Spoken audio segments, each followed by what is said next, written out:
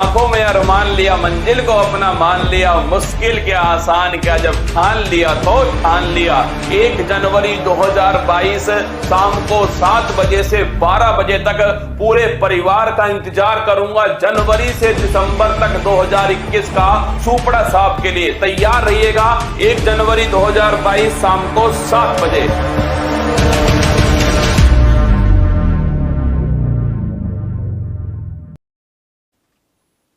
नमस्कार, good evening साथियों। उत्कर्ष classes के YouTube चैनल पे आप सभी का स्वागत है और मैं हूं आपका होस्ट और दोस्त नरेंद्र चौधरी। मेरे दोस्तों, आप लोगों के इंतजार की जो घड़ियां थी वो समाप्त हो गई हैं और बहुत सारे जो बच्चे थे उनका आज ग्राम विकास अधिकारी का जो सीधी भर्ती का प्रारंभिक का जो पेपर था, प्री जो एग्जाम थी, वो दोनों पारियों में हो लिया। फर्स्ट पारी और सेकंड पारी में आपका पेपर हो लिया और आप लोग बड़ा इंतजार कर रहे थे कि कब उत्कर्ष क्लासेस इसका वीडियो की बात करें, इसका सॉल्यूशन लेकर के आए कि इसका जवाब क्या होगा। एक्सप्लेन की बात नहीं कर रहे थे, सॉल्यूशन की। इसका जवाब क्या होगा, एक्सप्लेन तो करते रहेंगे, बाद में इसका सॉल्यूशन क्या होगा, क्या टिक होगा, इसका क्या सही पे टिक लगने वाला है। तो अपना जो सबसे पहले हम चर्चा करेंगे इस वीडियो के अंदर पहली पारी की, उसके बाद में बात करेंगे सेकंड पारी की। तो बस मिलान कर लीजिएगा कि कौन कौन सा किस का कितने सारे क्वेश्चन सही हुए हैं। तो सबसे पहले शुरुआत करते हैं, फर्स्ट पारी की शुरुआत करते हैं। और देखो, आ जाओ। अब सबसे पहले हम बात करेंगे सामान्य ज्ञान की। जो अपने 40 क्वेश्चन आए थे सामान्य ज्ञान जीके की बात करें, उसके बाद कंप्यूटर और उसके बाद इंग्लिश की भी चर्चा करने वाले हैं। सबसे पहला अपना क्वेश्चन है कि राजस्थान में निम्नलिखित में से कौन सा एक बालू का स्तूप का प्रकार नहीं है। कौन सा बालू का स्तूप का प्रकार नहीं है? तो इसका जवाब क्या होगा, थली की थली बालू का स्तूप का प्रकार नहीं है। एक्सप्लेन नहीं करना है क्या डिटेल होगी, कैसे बनेंगे, नहीं, बस जवाब लगाना है। तो आप लोगों को भी जवाब लगाना है, उसके बाद उसको देखना है कि हाँ कितने सही है, उसके बाद कमेंट्स बॉक्स में डालना भी, ताकि एक एक्सपेक्टेड जो कट ऑफ है वो भी बन सके। उसके बाद है दजिया और चीमाता राजस्थान की किस जनजाति से संबंधित हैं। दजिया और चीमाता की बात करें, खेती से आते हैं और इसका संबंध किसके साथ आता है, भील के साथ। क्या, भील के साथ इनका संबंध आता है। अगला है निम्नलिखित में से कौन सा एक नस्ल और पशु की नस्ल की बात करें जो सुमेलित नहीं है। सांचोरी की बात करें सुमेलित है, महसाना की बात करें सुमेलित है, सोनारी की बात करें सुमेलित है, खेरी बकरी की बात करें यह सुमेलित नहीं आता है। ऑप्शन डी होगा इसका सही जवाब। अगला है भाई, राजस्थान में मई और जून में सर्वाधिक धूल भरी आंधियां किस जिले में आती हैं। सबसे ज्यादा धूल भरी आंधियों की बात करें, ये कहां पर आती हैं? तो सही जवाब क्या होगा, गंगानगर। सबसे ज्यादा धूल भरी आंधियां कहां पर आती हैं, गंगानगर के अंदर आती हैं। अगला क्वेश्चन है, अनातोलिया का पठार कहां पर स्थित है। किसकी बात करें, क्वेश्चन नंबर 5, अनातोलिया का पठार कहां पर स्थित है। तो याद रखना, ये जो पठार आता है ये टर्की के अंदर है। कहां पर है भाई, टर्की की बात करें, यहां पर ऑप्शन बी होगा इसका सही जवाब। उसके बाद नेक्स्ट है, हुमायूं के शासनकाल में भारत आने वाले 2 प्रसिद्ध चित्रकार कौन थे। हुमायूं के शासनकाल में भारत आने वाले 2 प्रसिद्ध चित्रकारों की बात करें तो उनका नाम क्या आता है भाई, सैयद अली तथा अब्दुल समद। ऑप्शन बी जो होगा ये इसका सही जवाब आता है। इनका एक्सप्लेन नहीं कर रहे हम लोग, सब टिक लगानी है कि गुरुजी क्या था क्या होगा, बस आप लोगों का अंदाजा हो जाए कि इसका जवाब ये होगा। ठीक है, चलो जी। तो इसका बी ऑप्शन की बात करें, ये इसका सही जवाब आता है। चलो, उसके बाद है लोकनाट्य 4 बैत। लोकनाट्य 4 बैत किस शहर से संबंधित है। लोकनाट्य 4 बैत की बात करें, इसका संबंध किस शहर से आता है। तो भाई इसका संबंध आता है टोंक से। ऑप्शन बी जो होगा ये इसका सही जवाब है। नेक्स्ट क्वेश्चन है अपना, निम्नलिखित में से कौन सा युगल नृत्य है। इनमें से कौन सा युगल नृत्य की बात करें तो कौन सा आता है युगल नृत्य। तो इसका जवाब होगा संकरिया नृत्य की बात करें, ये युगल नृत्य के रूप में जाना जाता है। Option C. अगला क्वेश्चन है अपना, ताजमहल का वास्तुकार कौन था। ताजमहल की बात करें कि ताजमहल का वास्तुकार कौन था, तो इसका जवाब हो जाएगा उस्ताद ईसा। क्या, उस्ताद ईसा। तो ऑप्शन सी जो होगा ये इसका सही जवाब है। उसके बाद नेक्स्ट है भाई, वाद्य यंत्र जो कच्छी घोड़ी नृत्य में बजाया जाता है? ऐसा कौन सा वाद्य यंत्र है जो कच्छी घोड़ी नृत्य के अंदर बजाया जाता है? तो उसकी बात करें, नाम आ जाता है झांझ। ऑप्शन सी जो होगा ये इसका सही जवाब है। क्या? ऑप्शन सी होगा सही जवाब। नेक्स्ट है भाई, मध्यकालीन शासक जिसने शास्त्रीय संगीत की ख्याल शैली के विकास में उल्लेखनीय योगदान दिया था? ऐसे मध्यकालीन शासक कौन थे जिन्होंने शास्त्रीय संगीत की ख्याल शैली के विकास में अपना महत्वपूर्ण या उल्लेखनीय योगदान दिया था? तो इसका नाम आ जाता है हुसैन शाह सरकी। क्या? हुसैन शाह सरकी। ऑप्शन सी जो होगा ये इसका सही जवाब होगा। चलो अगला है, टोक्यो ओलंपिक का शुभंकर है। ये तो 100% पता होगा कि टोक्यो ओलंपिक का शुभंकर क्या आता है? तो इसका शुभंकर आता है ऑप्शन सी, मिराई तोवा। क्या हो जाएगा? मिराई तोवा की बात की जाएगी। नेक्स्ट आता है भाई, प्रधानमंत्री कृषि सिंचाई योजना कौन सी? सूक्ष्म सिंचाई के वित्त पोषण का पैटर्न केंद्र व राज्य के संबंध में है। जब भी ऐसा क्वेश्चन आए, ये तो इसका सही जवाब क्या होगा? 60-40, ऑप्शन सी। लेकिन जब भी इसका ऐसा क्वेश्चन आए, नहीं आता तो 60-40 लगभग यूनिवर्सल तक के साथ जाता है और इसका सही जवाब क्या है? ऑप्शन सी, 60-40 की बात की जाती है।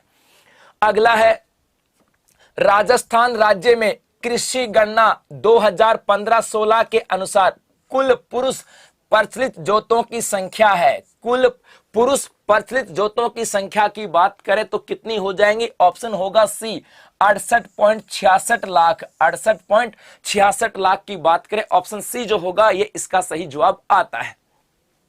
नेक्स्ट है भाई, 1822 ईस्वी में गठित मेरवाड़ा बटालियन का मुख्यालय था। 1822 में गठित मेरवाड़ा बटालियन की बात करें, इसका मुख्यालय कहां पर था? तो इसका मुख्यालय कहां था? ऑप्शन सी, ब्यावर जो होगा ये इसका सही जवाब है। नेगेटिव मार्किंग नहीं है। जिन्होंने पेपर नहीं दिया वो भी ध्यान रखना, नेगेटिव मार्किंग नहीं है। नहीं भी आता है तो आपको करना है क्या? आपको प्रश्न तो करके आना है, किस्मत तो आजमानी है।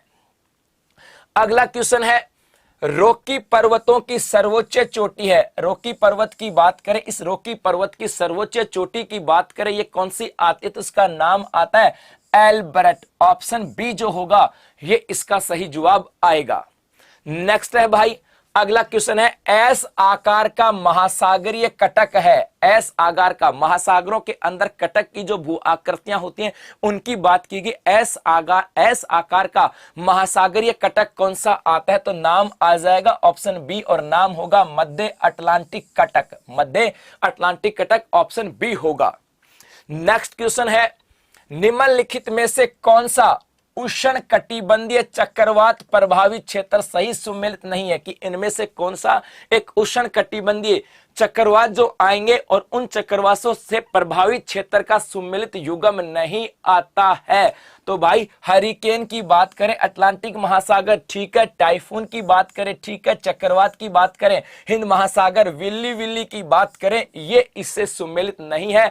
ऑप्शन डी जो होगा, ऑप्शन डी की बात करें, ये इसका सही जवाब हो जाएगा।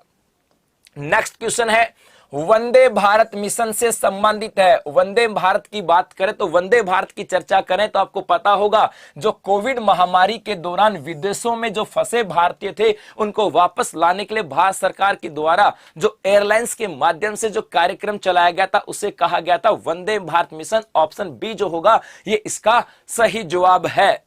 उसके बाद नेक्स्ट क्वेश्चन है, अभंग का तात्पर्य है। अभंग की बात करें, इस अभंग का तात्पर्य किससे आता है? तो भाई अभंग का तात्पर्य आता है विठोबा को समर्पित भक्ति काव्य। विठोबा को समर्पित जो भक्ति काव्य है उसे क्या कहा जाता है? अभंग के रूप में जाना जाता है। ऑप्शन बी जो होगा ये इसका सही जवाब है। नमस्ते जी नमस्ते। अगला क्वेश्चन है, स्वच्छ भारत मिशन शहरी चरण फर्स्ट के अंतर्गत कितने शहरी स्थानीय निकायों को खुले में शौच मुक्त घोषित किया गया? अपना जो स्वच्छ भारत मिशन था इसका शहरी क्षेत्र की बात करें और इसका जो पहला चरण था इसके तहत कितने शहरी स्थानीय निकायों को खुले में शौच मुक्त घोषित किया गया था? तो कितनों को घोषित किया गया? याद रखना 4324। ऑप्शन सी जो होगा ये इसका सही जवाब है। क्या? ऑप्शन सी जो होगा इसका सही जवाब है। आपको सिर्फ यहां से टिक लगाने हैं अपने पेपर के अंदर, कितना सही हुआ है उसके बाद में बताना। यह भी है है कमेंट्स बॉक्स में कितना हुआ है, ताकि एक हम लोग अंदाजा लग सके कि भाई कितनी मेरिट रह सकती है। और हाँ, ये एक्सप्लेन कब करेंगे आगे देखेंगे, क्लास में पढ़ेंगे एक्सप्लेन को। बस यहां से देखो फटाफट से क्या आएगा। चलो अगला क्वेश्चन है, भयंकर पचासा। भयंकर पचासा पौने संबंधित हैं। भयंकर पचासा किसे कहा जाता है मेरे भाई? तो भयंकर पचासा का संबंध किससे आता है? पछुआ पौनों से, जो 50 डिग्री अक्षांशों के पास आती है वो आती है। ऑप्शन ए जो होगा ये इसका सही जवाब है। सेकंड शिफ्ट का भी जस्ट इसके बाद होगा। पहले फर्स्ट पेपर का सॉल्यूशन होगा, पहला जो शिफ्ट है उसका सॉल्यूशन है, और इसके सॉल्यूशन खत्म होने के बाद सेकंड पेपर का सॉल्यूशन भी इसी के साथ होगा। तो बस दोनों भी यहीं आने वाले। नेक्स्ट है भाई, निम्नलिखित में से कौन सा स्थलाकृति या अवस्थिति सही सुमेलित नहीं है? अपने हमें से कौन सी स्थलाकृति जो है वो इस स्थान पे नहीं है? असुमेलित की बात की गई तो भोराट का पठार ठीक है, भाकर ये भी ठीक है, रामगढ़ की पहाड़ियां, राजसमंद ये सुमेलित नहीं है। ऑप्शन सी जो होगा ये इसका सही जवाब हो जाएगा। अभी हम लोग किसकी बात करें? पहली शिफ्ट की, प्रथम पारी जो है इसकी सॉल्यूशन कर रहे हैं। उसके बाद जैसे फर्स्ट पारी एंड होगी, सॉल्यूशन एंड होगा, उसके बाद सेकंड पारी की भी चर्चा यहीं से हम लोग करेंगे, रेगुलर करेंगे। तो जो भी देख रहे हैं भाई वो बने रहना कि हां आएगा सेकंड का भी। नेक्स्ट आता है, मरमरा सागर जोड़ता है। मरमरा सागर की बात करें कि मरमरा सागर किसको जोड़ता है? तो ये काला सागर और एजियन सागर को जोड़ता है। ऑप्शन ए जो होगा ये इसका सही जवाब आता है, ऑप्शन ए।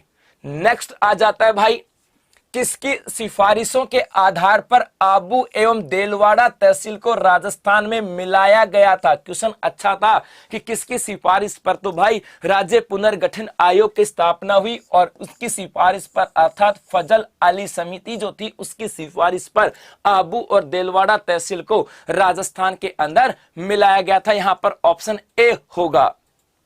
नेक्स्ट आ जाता है, प्रधानमंत्री कुसुम योजना के तहत भारत में पहला सौर ऊर्जा संयंत्र स्थापित किया गया। क्वेश्चन बड़ा तगड़ा है, हर बार आता है और हर बार आएगा। आने वाले 3-4 साल तो ये क्वेश्चन बनने वाला है कि भारत का पहला सौर ऊर्जा संयंत्र कौन सी योजना? कुसुम भारत योजना के तहत, प्रधानमंत्री कुसुम योजना के तहत। कहां पर भाई? तो भालोजी जयपुर के अंदर। ऑप्शन बी जो होगा ये इसका सही जवाब है। नेक्स्ट है, राजस्थान में किस पेड़ को जंगल की आग कहा जाता है या किसे जंगल की आग कहते हैं? तो किसे कहा जाता है भाई? पलाश को कहा जाता है जंगल की आग। ऑप्शन सी जो है सही जवाब होगा।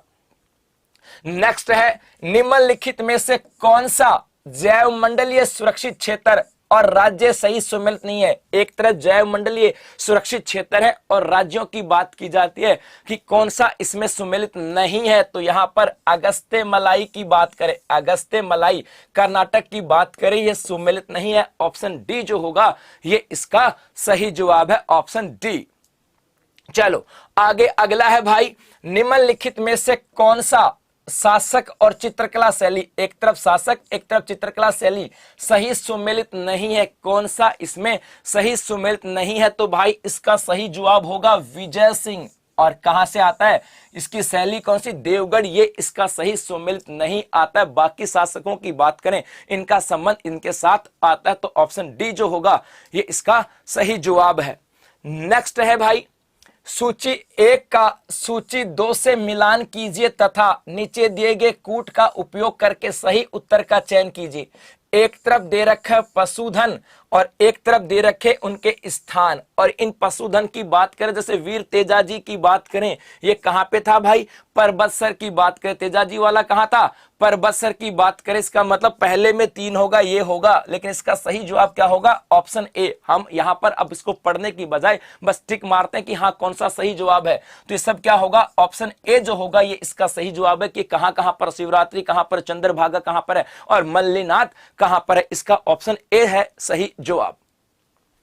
नेक्स्ट क्वेश्चन आता है, निम्नलिखित में से कौन सा पुस्तक और लेखक का सही सुमेलित है? एक तरफ पुस्तक दे रखी है और एक तरफ उसका लेखक कर कहा गया कि इनमें से कौन सा सुमेलित युगम आता है। तो सुमेलित युगम की बात करी आ जाती है इंडियन स्ट्रगल, और किसके द्वारा लिखी गई? सुभाष चंद्र बोस के द्वारा। इंडियन स्ट्रगल सुभाष चंद्र बोस के द्वारा। ऑप्शन सी जो होगा ये इसका सही जवाब है। नेक्स्ट आ जाता है भाई, ग्रियर्सन ने किस बोली को भीलों की बोली की संज्ञा दी है? ग्रियर्सन जो था उसने किस बोली को भीलों की बोली की संज्ञा दी? तो किसको संज्ञा दी थी? वागड़ी की बात की जाती है। ऑप्शन ए जो होगा यहां पर इसका सही जवाब होगा। नेक्स्ट है, मिर्जाई, दुतई और डगला किसके प्रकार हैं? मिर्जाई, दुतई और डगला किसके प्रकार आते हैं? तो भाई ये किसके प्रकार है? तो याद रखना ये प्रकार आते हैं अंगरखी के। अंगरखी, और का ऑप्शन सी जो होगा ये इसका सही जवाब है, ऑप्शन सी। नेक्स्ट क्वेश्चन की बात करें, 2001 की तुलना में 2011 की जनगणना के अनुसार राजस्थान के नगरीय क्षेत्रों में लिंगानुपात प्रति 1000 पुरुषों पर कितनी महिलाओं से बढ़ा है? तो 2001 की तुलना में जो नगरीय जो लिंगानुपात था उसमें कितनी वृद्धि हुई है? टोटल लिंगानुपात नहीं, नगरीय लिंगानुपात पूछा था कि भाई दशक की वृद्धि कितनी हुई है। तो इसकी बात करें, इसका सही जवाब क्या होगा? B option. और कितनी वृद्धि हुई? 24 की बात यहां पर की जाती है, ऑप्शन बी होगा इसका सही जवाब। नेक्स्ट क्वेश्चन है, कमला और इलायची किस चित्रकला शैली की अग्रगण्य महिला चित्रकार हैं? कमला और इलायची महिला हैं और कौन सी चित्रकला के साथ इनका संबंध आता है? तो किसके साथ आता है? तो याद रखना नाथ द्वारा चित्रकला की बात की जाती है, ऑप्शन बी होगा इसका सही जवाब। नेक्स्ट क्वेश्चन है भाई, राजस्थान में पर्यटन विभाग की स्थापना हुई थी। राजस्थान में पर्यटन विभाग की बात करें, इसकी स्थापना कब हुई? तो वर्ष 1956 में राजस्थान में पर्यटन विभाग की स्थापना हुई, ऑप्शन ए होगा इसका सही जवाब, ऑप्शन ए। नेक्स्ट क्वेश्चन की बात करें, अगला है, सूची 1 का सूची 2 से मिलान कीजिए तथा नीचे दिए गए कूट का उपयोग करते हुए सही उत्तर का चयन करना है। हमें सही उत्तर देखना। सूची 1 में संत हैं और सूची 2 के साथ आता संप्रदाय की भाई इस संत का संबंध इस संप्रदाय के साथ आता है, और यहां पर आपका ऑप्शन ए जो होगा ये इसका सही जवाब आता है। क्या ऑप्शन ए की बात करें सही जवाब आ जाएगा। नेक्स्ट क्वेश्चन की बात करें, अगला क्वेश्चन है, राजस्थान सरकार ने उद्योग विभाग का नया नाम बदलकर रख दिया है। यह क्वेश्चन भी कई बार पढ़ा था राजस्थान करंट अफेयर्स के अंदर कि राजस्थान सरकार ने उद्योग विभाग का नाम बदलकर क्या रख दिया है। तो क्या कर दिया भाई? याद रखना उद्योग एवं वाणिज्य विभाग। क्या? उद्योग एवं वाणिज्य विभाग, ऑप्शन डी जो होगा ये इसका सही जवाब आ जाता है।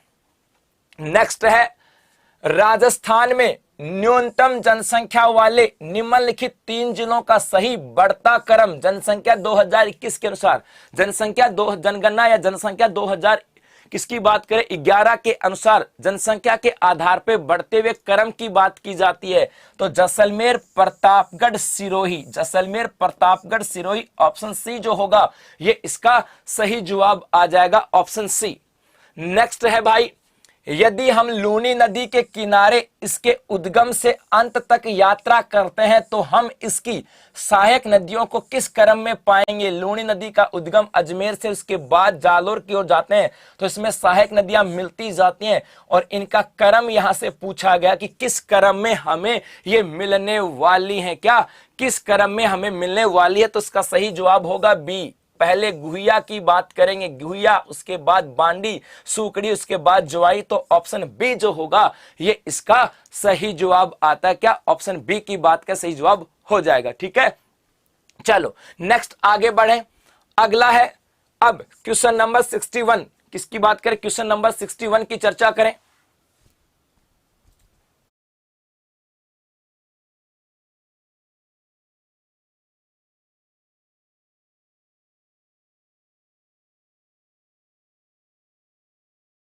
जी देखो, कथनों को ध्यानपूर्वक पढ़िएगा। क्वेश्चन क्या है? कथनों को ध्यानपूर्वक पढ़िए और उसके बाद में कौन सा विकल्प सही है इसका चयन करना है। कौन सा विकल्प सही है इसका चयन करना है कि राज्यपाल यह घोषित करेगा कि वह विधेयक को राष्ट्रपति के लिए विचार के लिए आरक्षित रखता है, अनुच्छेद 200, और राष्ट्रपति राज्यपाल को यह निर्देश दे सकेगा कि वह विधेयक को सदन में लौटा दे, अनुच्छेद 201। और अब देखना है कि कौन सा इसका विकल्प सही है। तो इसका ऑप्शन सी जो होगा यह सही जवाब है कि 1 और 2 दोनों कथन सही हैं। ऑप्शन सी की बात करें, यह इसका सही जवाब है। नेक्स्ट क्वेश्चन है, अनुसूचित क्षेत्र विस्तार अधिनियम 1996 का संबंध आता है। अनुसूचित क्षेत्र विस्तार अधिनियम 1996 का संबंध किससे आएगा? तो इसका जवाब होगा ऑप्शन बी, पंचायती राज सशक्तिकरण की बात करें, ऑप्शन बी जो होगा ये इसका सही जवाब आ जाएगा। नेक्स्ट है भाई, अगला है 2018 तक राजस्थान विधानसभा के कितने आम चुनाव संपन्न हो चुके? तो अब कौन सी विधानसभा चल रही, वही तो राजस्थान विधानसभा के आम चुनावों की बात की जाती है। और कितने हो लिए? तो ऑप्शन सी इसका सही जवाब होगा 15। ऑप्शन सी की बात करें, यह इसका सही जवाब हो जाएगा। चलो नेक्स्ट क्वेश्चन है, राजस्थान में किस वर्ष जिला ग्रामीण विकास अभिकरण जिसे DRDA का विलय जिला परिषद में किया गया? जिला ग्रामीण विकास परिषद का जिला परिषद में विलय किया गया, तो कब किया गया? वर्ष 2003 में। इसका ऑप्शन ए जो होगा ये इसका सही जवाब आ जाता है।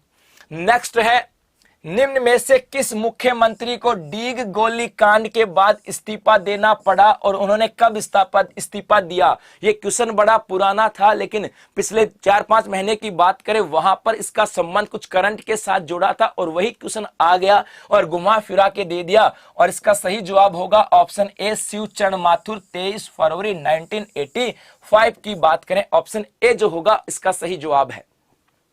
नेक्स्ट आता है भाई, राजस्थान में लोकायुक्त वार्षिक प्रतिवेदन किसको प्रस्तुत करता है? राजस्थान में लोकायुक्त की बात करें, ये अपना वार्षिक प्रतिवेदन किसको प्रस्तुत करता है? तो जवाब होगा राज्यपाल। ऑप्शन डी की बात करें, ये इसका सही जवाब है। नेक्स्ट आ जाओ, वर्ष 2020 तक राजस्थान में पंचायती राज संस्थाओं के लिए कितनी बार चुनाव आयोजित किए गए हैं? राजस्थान में वर्ष 2020 तक पंचायती राज चुनावों की बात करें, पंचायती राज संस्थाओं की बात करें, इनके लिए कितनी बार चुनावों का आयोजन हो चुका है? तो जवाब होगा 11 बार। ऑप्शन डी जो होगा ये इसका सही जवाब है। क्या? Option D. चलो नेक्स्ट है भाई, राजस्थान राज्य महिला आयोग के संबंध में कौन सा कथन सत्य है? राजस्थान राज्य महिला आयोग की बात करें, इसके संदर्भ में कौन सा कथन सत्य आता है, इसकी चर्चा करें भाई। हाँ जी,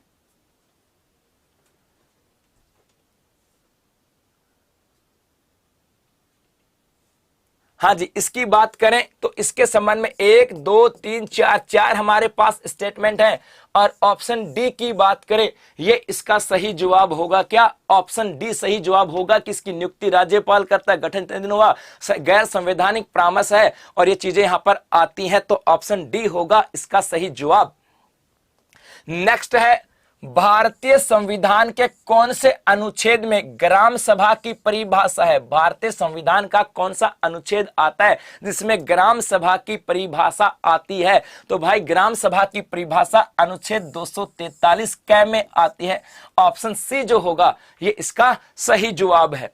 नेक्स्ट क्वेश्चन है अपना, राजस्थान सिविल सेवा अपील अधिकरण कहां पर स्थित है? राजस्थान सिविल सेवा अपील अधिकरण ये कहां पर है? तो इसकी बात करें कहां पर है मेरे भाई, याद रखना जयपुर के अंदर है और इसका ऑप्शन सी होगा सही जवाब। नेक्स्ट हम बात करें अब इंग्लिश की चर्चा करते हैं थोड़ी सी। किसकी चर्चा करेंगे? इंग्लिश के जो 10 क्वेश्चन आए थे उनकी चर्चा करते हैं कि भाई हाँ इनके सही जवाब क्या होने वाले हैं। तो देखो यहां से अपने पहले क्वेश्चन की चर्चा करें। पहला क्वेश्चन आता है, one whose only motive is to earn money is, कि ऐसा व्यक्ति जिसका मोटिव सिर्फ और सिर्फ पैसे कमाने से आता है उसे क्या कहा जाता है? तो यहां पर उसे मर्सेंटी की बात की जाएगी। ऑप्शन डी जो होगा, क्या? ऑप्शन डी की बात करें, ये इसका सही जवाब हो जाएगा। नेक्स्ट क्वेश्चन है, select the correct sentence from the given options which rightly transforms the direct speech sentence in reported speech। अर्थात यहां पर जो रिपोर्टेड स्पीच की बात करें, जो अपना जो डायरेक्ट इनडायरेक्ट का पार्ट था वहां से क्वेश्चन था, और यहां से क्वेश्चन था, सेंटेंस था कि भाई she said to me I thought I heard you coming down the stairs. और अब इसको चेंज करना था, और चेंज करने के बाद इसका सही करेक्ट आंसर क्या होगा, तो ऑप्शन बी जो होगा ये इसका सही जवाब है कि she told me she thought she had heard me coming down the stairs, और अर्थात ऑप्शन बी होगा इसका सही जवाब। नेक्स्ट क्वेश्चन है चेंज इनटू पैसिव वॉइस। हमारे पास एक सेंटेंस है there is no form to reject. ये सेंटेंस था और इसे पैसिव में चेंज करना था, और जब पैसिव में चेंज करेंगे तो इसका सही जवाब क्या होगा, there is no forms to be rejected. Option D जो होगा ये इसका सही जवाब आ जाएगा। नेक्स्ट है fill in the blank space in the sentence by choosing the correct form of the verb और tense from the given options. अर्थात ये फिल इन द ब्लैंक्स का था, correct form of the verb की बात यहां पर की गई, और इसको हमें यहां से चूज करना था। अब क्वेश्चन था कि एज सुन एज सी और ब्लैंक द बुक और सी इन्फॉर्म द पब्लिशर, और यहां से इसका सही जवाब क्या होगा, तो भाई इसका सही जवाब क्या होगा, हैज फिनिश्ड। ऑप्शन सी जो होगा ये इसका सही जवाब है। क्या ऑप्शन सी की बात करें ये इसका सही जवाब हो जाएगा, हैज फिनिश्ड की बात करेंगे। नेक्स्ट है match the words in option A with their synonyms B. अर्थात यहां पर एक वर्ड्स हैं और इधर उसके सिनोनिम्स की बात की गई, और हमें क्या करना है भाई, इसका मिलान करना था। क्या हमें इनका मिलान करना था। तो अब यहां से मिलान करने की बात करें तो यहां पर इसका सही जवाब जो होगा ये ऑप्शन डी की बात करें, match the following words in A. ये जो हमारे पास ए था इसके सिनोनिम्स की बात करें विद देयर सिनोनिम्स बी, और बी के अंदर जो पार्ट थे उसकी बात की जाएगी, तो यहां पर ऑप्शन डी जो होगा ये इसका सही जवाब होगा। यहां पर इसके अकॉर्डिंग ऑप्शन डी की बात करें इसका सही जवाब होगा।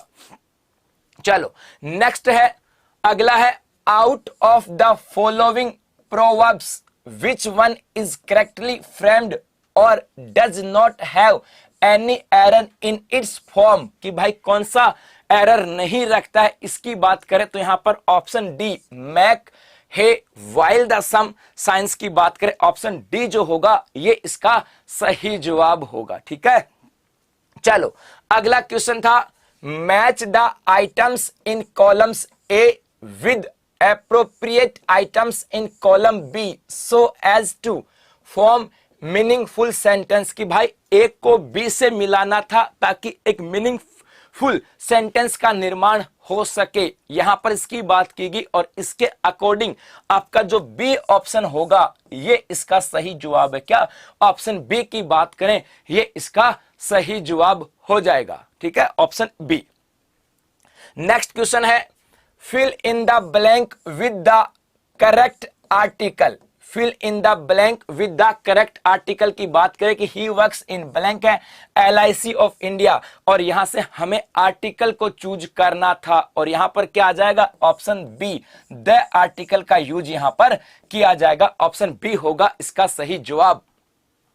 चलो अगला क्वेश्चन है भाई choose the correct alternative from the given options to fill in the blank space in the sentence। कि हमें यहां से कुछ अल्टरनेटिव थे, इनमें से चूज करना, चार हमारे पास ऑप्शन में से इसके चूज करके और यहां पर फिल करना था। यहां पर इसको फिल करना था कि she is blank than her sister, और इसकी बात करें भाई इसका सही जवाब क्या होगा, ऑप्शन डी प्रीटियर की बात करें, प्रीटियर तुलना की गई थी कि वो अपनी सिस्टर से क्या अच्छी है, प्रीति है, प्रीटियर की बात करें तो यहां पर ऑप्शन डी जो होगा ये इसका सही जवाब है।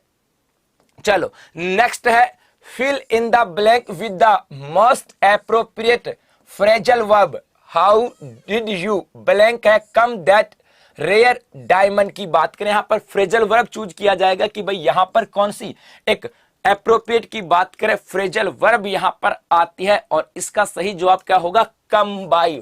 How did you come by that rare diamond की बात करें, ऑप्शन ए जो होगा ये इसका सही जवाब हो जाएगा। क्या ऑप्शन ए की बात करेंगे। क्लियर। चले आगे बढ़े।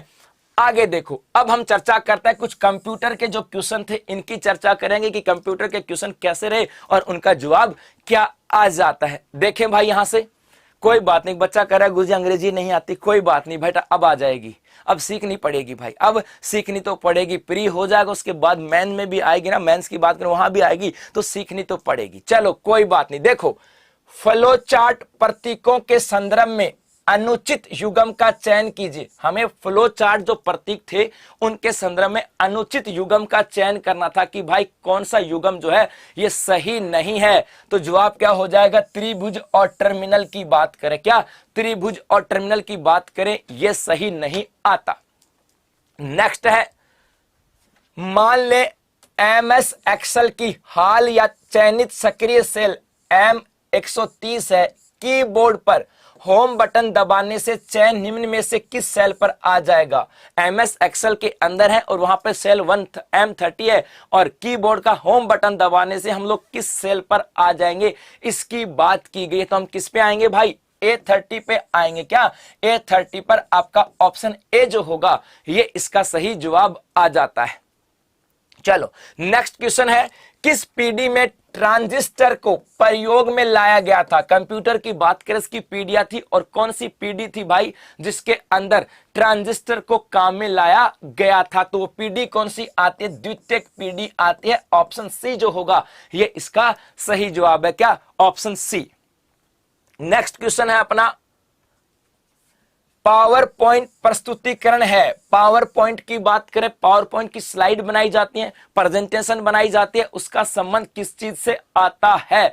तो यहां पर इसमें ध्वनि क्लिप्स और चलचित्र क्लिप्स दोनों प्रविष्ट कर सकते हैं। हाँ जी भाई, ऑप्शन ए जो होगा ये इसका सही जवाब है, क्या ऑप्शन ए की बात करते हैं। नेक्स्ट है, निम्न में से कौन सा हार्ड डिस्क का एक प्रकार नहीं है। इनमें से कौन सा एक हार्ड डिस्क की बात करें इसका प्रकार नहीं है, चार है और इनमें से एक हार्ड डिस्क का प्रकार नहीं है। तो जवाब हो जाएगा सोकली। ऑप्शन सी की बात करें, ऑप्शन सी की बात करें, इसका सही जवाब आता है। नेक्स्ट है, जापानी पंचम जनन कंप्यूटर्स के लिए किस भाषा को आधार की तरह प्रयोग में लिया जा रहा है। तो भाई अपने जापानी जो पंचम जनन कंप्यूटर्स की बात करें, पीढ़ी की बात करें, किस भाषा को आधार की तरह प्रयोग में लाया जा रहा है। तो किसको प्रयोग में लाया जा रहा है, तो इसका जवाब क्या हो जाएगा, प्रोलोग। क्या जवाब होगा, प्रोलोग। ऑप्शन डी की बात करें ये इसका सही जवाब है, क्या ऑप्शन डी, प्रोलोग की बात करेंगे भाई। नेक्स्ट आता है, इंटरनेट न्यूज ग्रुप्स के संदर्भ में ब्लैंक दूसरों को आहत न करने वाले संदेश बनाने के नियमों से संबंधित हैं। कि इंटरनेट न्यूज ग्रुप में दूसरों को आहत न करने वाले संदेश बनाने वाले जो नियमों की बात करें इनका संबंध किससे आता है। तो इसका संबंध आता है नेटिकेट से। ऑप्शन बी की बात करें इसका सही जवाब होगा हम लोग ना एटिकेट, और नेट पे आ जाएगा तो नेटिकेट, क्या नेटिकेट, ऑप्शन बी। नेक्स्ट है भाई, वैक्यूम ट्यूब का आविष्कार कब किया गया। वैक्यूम ट्यूब की बात करें, इस वैक्यूम ट्यूब का आविष्कार कब किया गया था, वर्ष 1906 में। ऑप्शन डी जो होगा ये इसका सही जवाब आ जाता है। नेक्स्ट है भाई, निम्न में से कौन सा सबसे श्रेष्ठ गुणधर्म का ग्राफिक्स रिप्रोडक्शन उत्पादित करता है। इनमें से कौन सा सबसे बेस्ट ग्राफिक्स रिप्रोडक्शन उत्पादित करता है। चार हमारे पास ऑप्शन आते हैं और इनमें सबसे बेहतर ग्राफिक्स रिप्रोडक्शन उत्पादित कौन करता है। तो जवाब क्या हो जाएगा, प्लॉटर। किसकी बात करेंगे, प्लॉटर। ऑप्शन बी जो होगा ये इसका सही जवाब है। नेक्स्ट है भाई, MS वर्ड 2019, MS वर्ड 2019 के संदर्भ में की stroke control shift F5, control shift F5 संबंधित है। कि MS वर्ड 19 की बात करें वहां पर हम तीनों शिफ्ट को एक साथ यूज करें तो भाई इसका संबंध किससे आता है। तो इसका संबंध किससे था, बुक मार्क से। किससे, बुक मार्क। ऑप्शन सी की बात करें, ऑप्शन सी जो होगा ये इसका सही जवाब आता है, ये यहां से आता है। चलो आगे अब आ जाता है हिंदी, और हिंदी की बात करें तो हमारे सुनील सर जो हैं अब वो हिंदी का जो पेपर था उसके सॉल्यूशन आपको कराने वाले। तो आइए सर।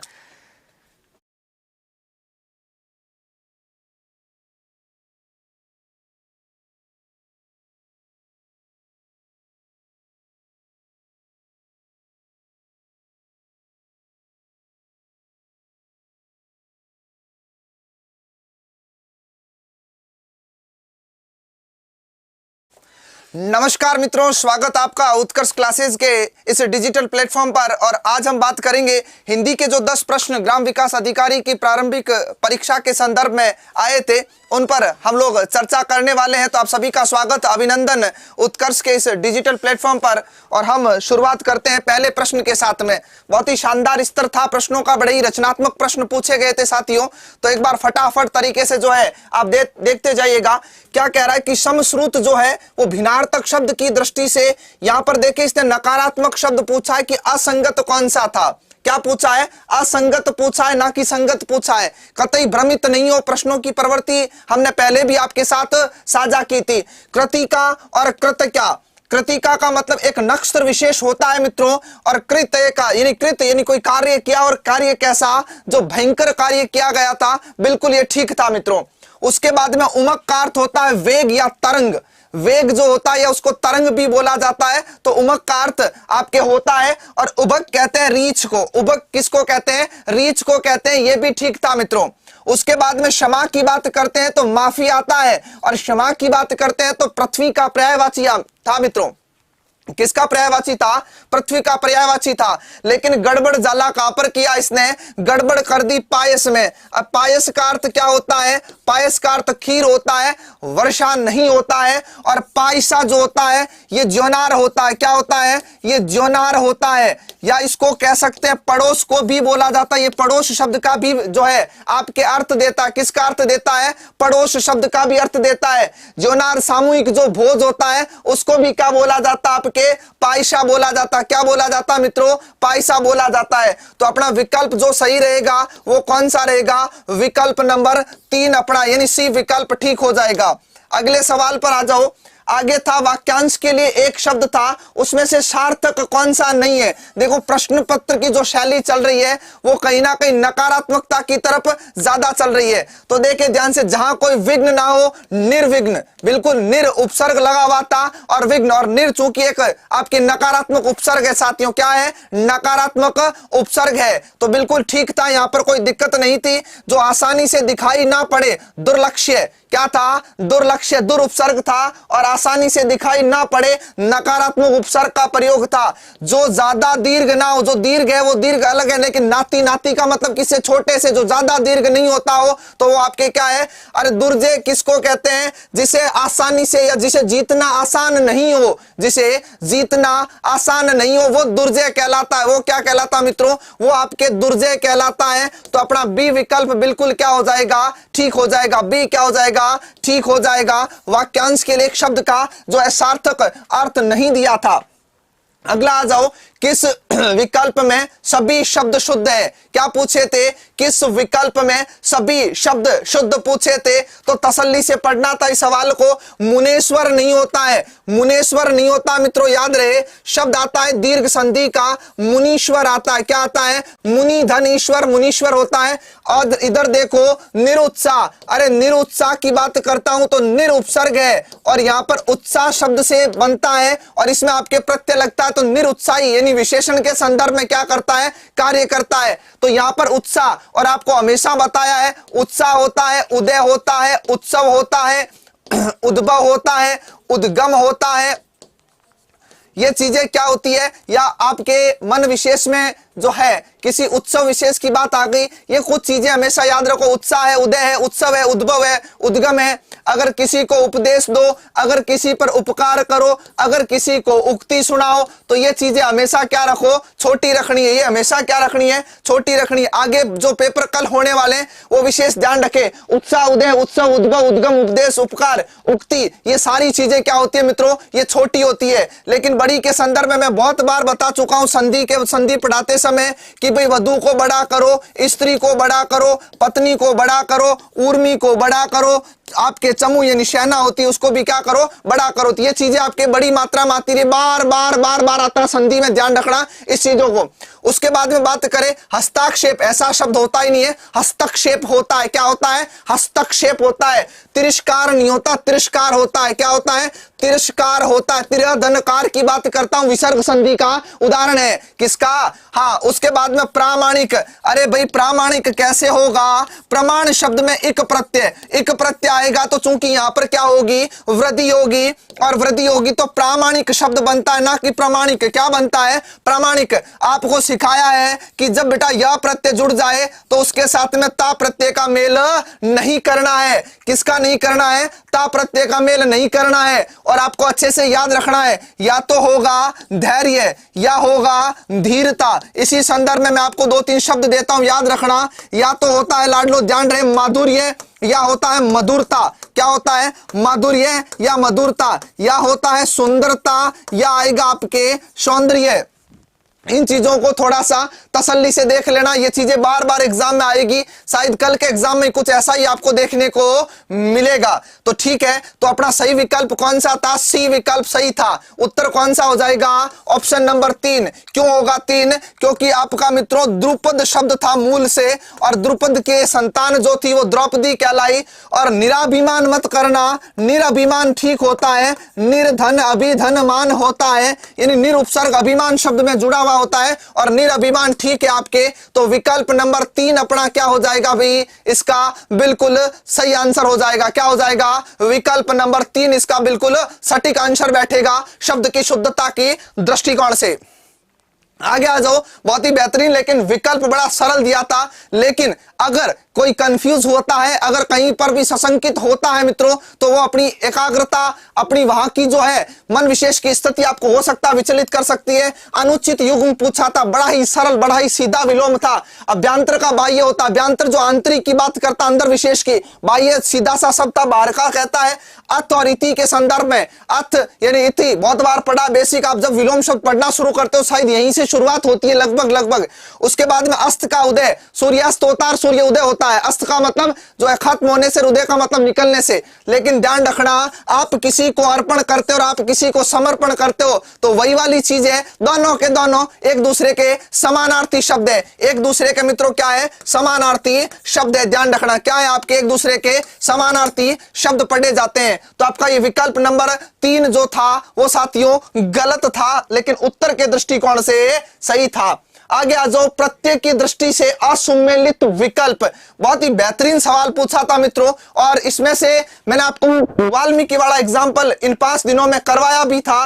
बहुत अच्छे से देख लेना वापस, तो देखें आपके कहां पर क्या दिक्कत आई है या गड़बड़ कहां पर हुई थी। तो देखिएगा, प्रश्नी शब्द था और उसमें ए यानी वार्ष्णेय शब्द बना है। भगवान कृष्ण के संदर्भ में बात करते हैं, यानी जो यदुवंश से संबंध रखता है उसकी बात करते हैं। तो आपको इतना सा बताया गया है कि अगर कहीं पर भी आ आता है तो आपके ये आदि वृद्धि वाले जो प्रत्यय होते हैं वो आ में बदलते हैं। अगर आपके ई और ए आते हैं तो ये आई में बदलते हैं। और आपको बताया गया कि ऊ और ओ आते हैं तो आपको बताया गया है कि औ में बदलता है। और अगर साथियों री आता है तो री किस में बदलता है? आर में। तो ये रहा री किस में बदला? आर में। ये वा रहा और ऊपर रहा। उसके बाद में अंतिम मूल शब्द के अंतिम वर्ण की मात्रा को विलोपित कर दिया, हटा दिया, है जुड़ा, वाष्णेय बिल्कुल ठीक था। उसके बाद में आता है शब्द मित्रों वल्मिक। क्या आता है? वल्मिक की बात करता हूं। किसकी बात करता हूं? वल्मिक। और वल्मिक से जो उत्पन्न हुआ वो क्या कहलाया? वाल्मीकि। तो ये वल्मिक से उत्पन्न है, जो दीमक वगैरह होती है उससे जो उत्पन्न होता है वो वाल्मीकि था। क्या था? वो वाल्मीकि था। और आपके कौन सा आदि वृद्धि कर रहा है, यहाँ पर प्रत्यय का परिवर्तन हो रहा, अ का आ बदल गया और आपके ई प्रत्यय जुड़ा तो वाल्मीकि। तो ये तो दोनों ही ठीक थे मित्रों। और दृश्य धातु थी और तव्य था। दृश्य धातु थी और क्या था मित्रों? तव्य प्रत्यय लगा हुआ था। तो बिल्कुल ठीक है, द्रष्टव्य ये भी ठीक था। लेकिन गड़बड़ कहां पर की इसने? घोटाला हो गया। कहां पर घोटाला किया इसने? विचारण में ये प्रत्यय नहीं जुड़ा है मित्रों, विचारण में यह प्रत्यय नहीं जुड़ा है। विधनचर, विधनचर, और उसमें क्या लगा? अन्य प्रत्यय लगा। क्या लगा? अन्य प्रत्यय लगा। जोड़ करके देख लो, यहां पर सीधा सा विचार विधनचर आता है, उसमें बाद में सीधा सा इसको जोड़ना है और विचारणीय शब्द बनता है। क्या बनता है? विचारणीय शब्द बनता है। तो विधनचर धन अन्य की बात करता हूं। तो यहां पर भी कौन से वाला विकल्प ठीक था? नंबर 3 विकल्प आपका बिल्कुल सटीक और सही बैठेगा। आगे बढ़े भाई, 96 नंबर सवाल पर ये देखो संधि का, हाँ हो सकता है कि सीधा उदाहरण यहां से नहीं था, हो सकता है कि वो उत्तर यहां पर नहीं था, लेकिन मैंने आपको मनोभिलाषा वाला, मनो अनुभाव वाला, कोअपी वाला जब उदाहरण करवाया था तो ये चीजें मैंने आपको ढंग से समझाई थी। तो देखें, वयोवृद्ध की बात करता हूं, किसकी बात करता हूं, वयोवृद्ध की।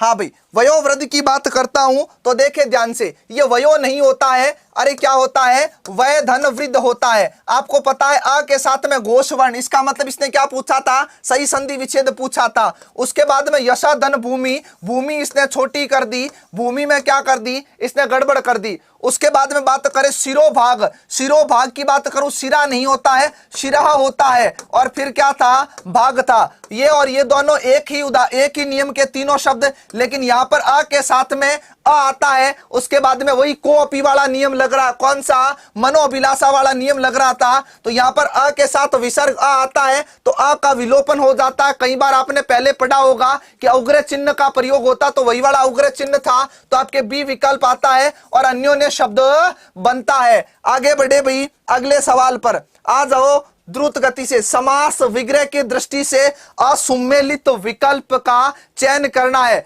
समास विग्रह के दृष्टिकोण से किसका चयन करना था, असुमेलित विकल्प का चयन करना था। आकाश पतित, अरे पतित का मतलब होता है गिरा हुआ, और जब किसी से गिरता है, कहीं से गिरता है तो अलग होता है, लेकिन इसने तो मामला खराब कहां किया, आकाश को प्राप्त किया हुआ। अरे को प्राप्त नहीं है, आकाश से गिरा हुआ है। ये अपादान तत्पुरुष का उदाहरण था और ये खोटा है। आकाश से पतित होता है, आकाश को प्राप्त नहीं, पतित का मतलब अलग होने से होता है, ध्यान रखना। उसके बाद में अपाद मस्तक, बचपन से पढ़ते आते हो, अब यही भाव पढ़ो और अपाद मस्तक नहीं आए, ऐसा तो हो ही नहीं सकता। कदाचार कुत्सित है, जो आचार, कुत्सित का मतलब होता बुरा, जिसका व्यवहार बुरा है वो आपके कदाचार कहलाता है। और चतुष्पथ, चार पथों का क्या है मित्रों, आपके समूह विशेष द्विगु समास, कर्मधारय समास। यहां पर लिख लेना, हो सकता है वो कुछ अलग पूछे तो आप बता सकते हो, अपादान का था। और यहां पर बात करूं मित्रों तो अव्ययी भाव समास था, और यहां पर बात करूं तो लाडलो कर्मधारय समास था, और यहां पर बात करूं तो बड़ा प्यारा सा समास है आपके, कौन से वाला, द्विगु समास था। तो राइट आंसर कौन सा हो जाएगा, सही विकल्प कौन सा होगा, ए, आकाश को प्राप्त। इसका मतलब तो कर्म के लक्षण दिखते हैं, जो कि खोटा है। हाँ भाई, उसके बाद में आगे बढ़े, आ जाओ तत्सम तद्भव की दृष्टि से कौन सा युग्म ठीक है, तत्सम और तद्भव की दृष्टि से कौन सा युग्म ठीक, सॉरी नहीं है, तो यहां पर नहीं, नकारात्मक है, आपको नेगेटिव देखना था। दृष्टिका की बात करता हूं, दृष्टिका जो शब्द है इसका अर्थ दाढ़ी होता है, बिल्कुल होता है। बधिर बहरे को कहते हैं, बिल्कुल कहते हैं। पाषाण पहन को कहते हैं। अब सुनना ध्यान से, ये पत्थर और प्रस्तर वाले में कंफ्यूज मत होना, ये गोदुम बचपन से पढ़ा हुआ है। अरे गोदुम किसका होता है, गेहूं का होता है। ग्राहक किसका तद्भव है, ग्राहक का तद्भव है, तो बी विकल्प ठीक हो जाएगा। उसके बाद में आगे बढ़ो, निम्न में से किस विकल्प में सभी परस्पर पर्यायवाची शब्द नहीं है। अंबिका गौरी ठीक था, सची पुलमोजा ठीक था, चंडी कालिका दुर्गा के ठीक थे, लेकिन सिंधुजा कौन, लक्ष्मी, और गिरा कौन, मां शारदे कौन है, सरस्वती का पर्याय है। इसका मतलब डी विकल्प अपना क्या हो जाएगा, ठीक हो जाएगा।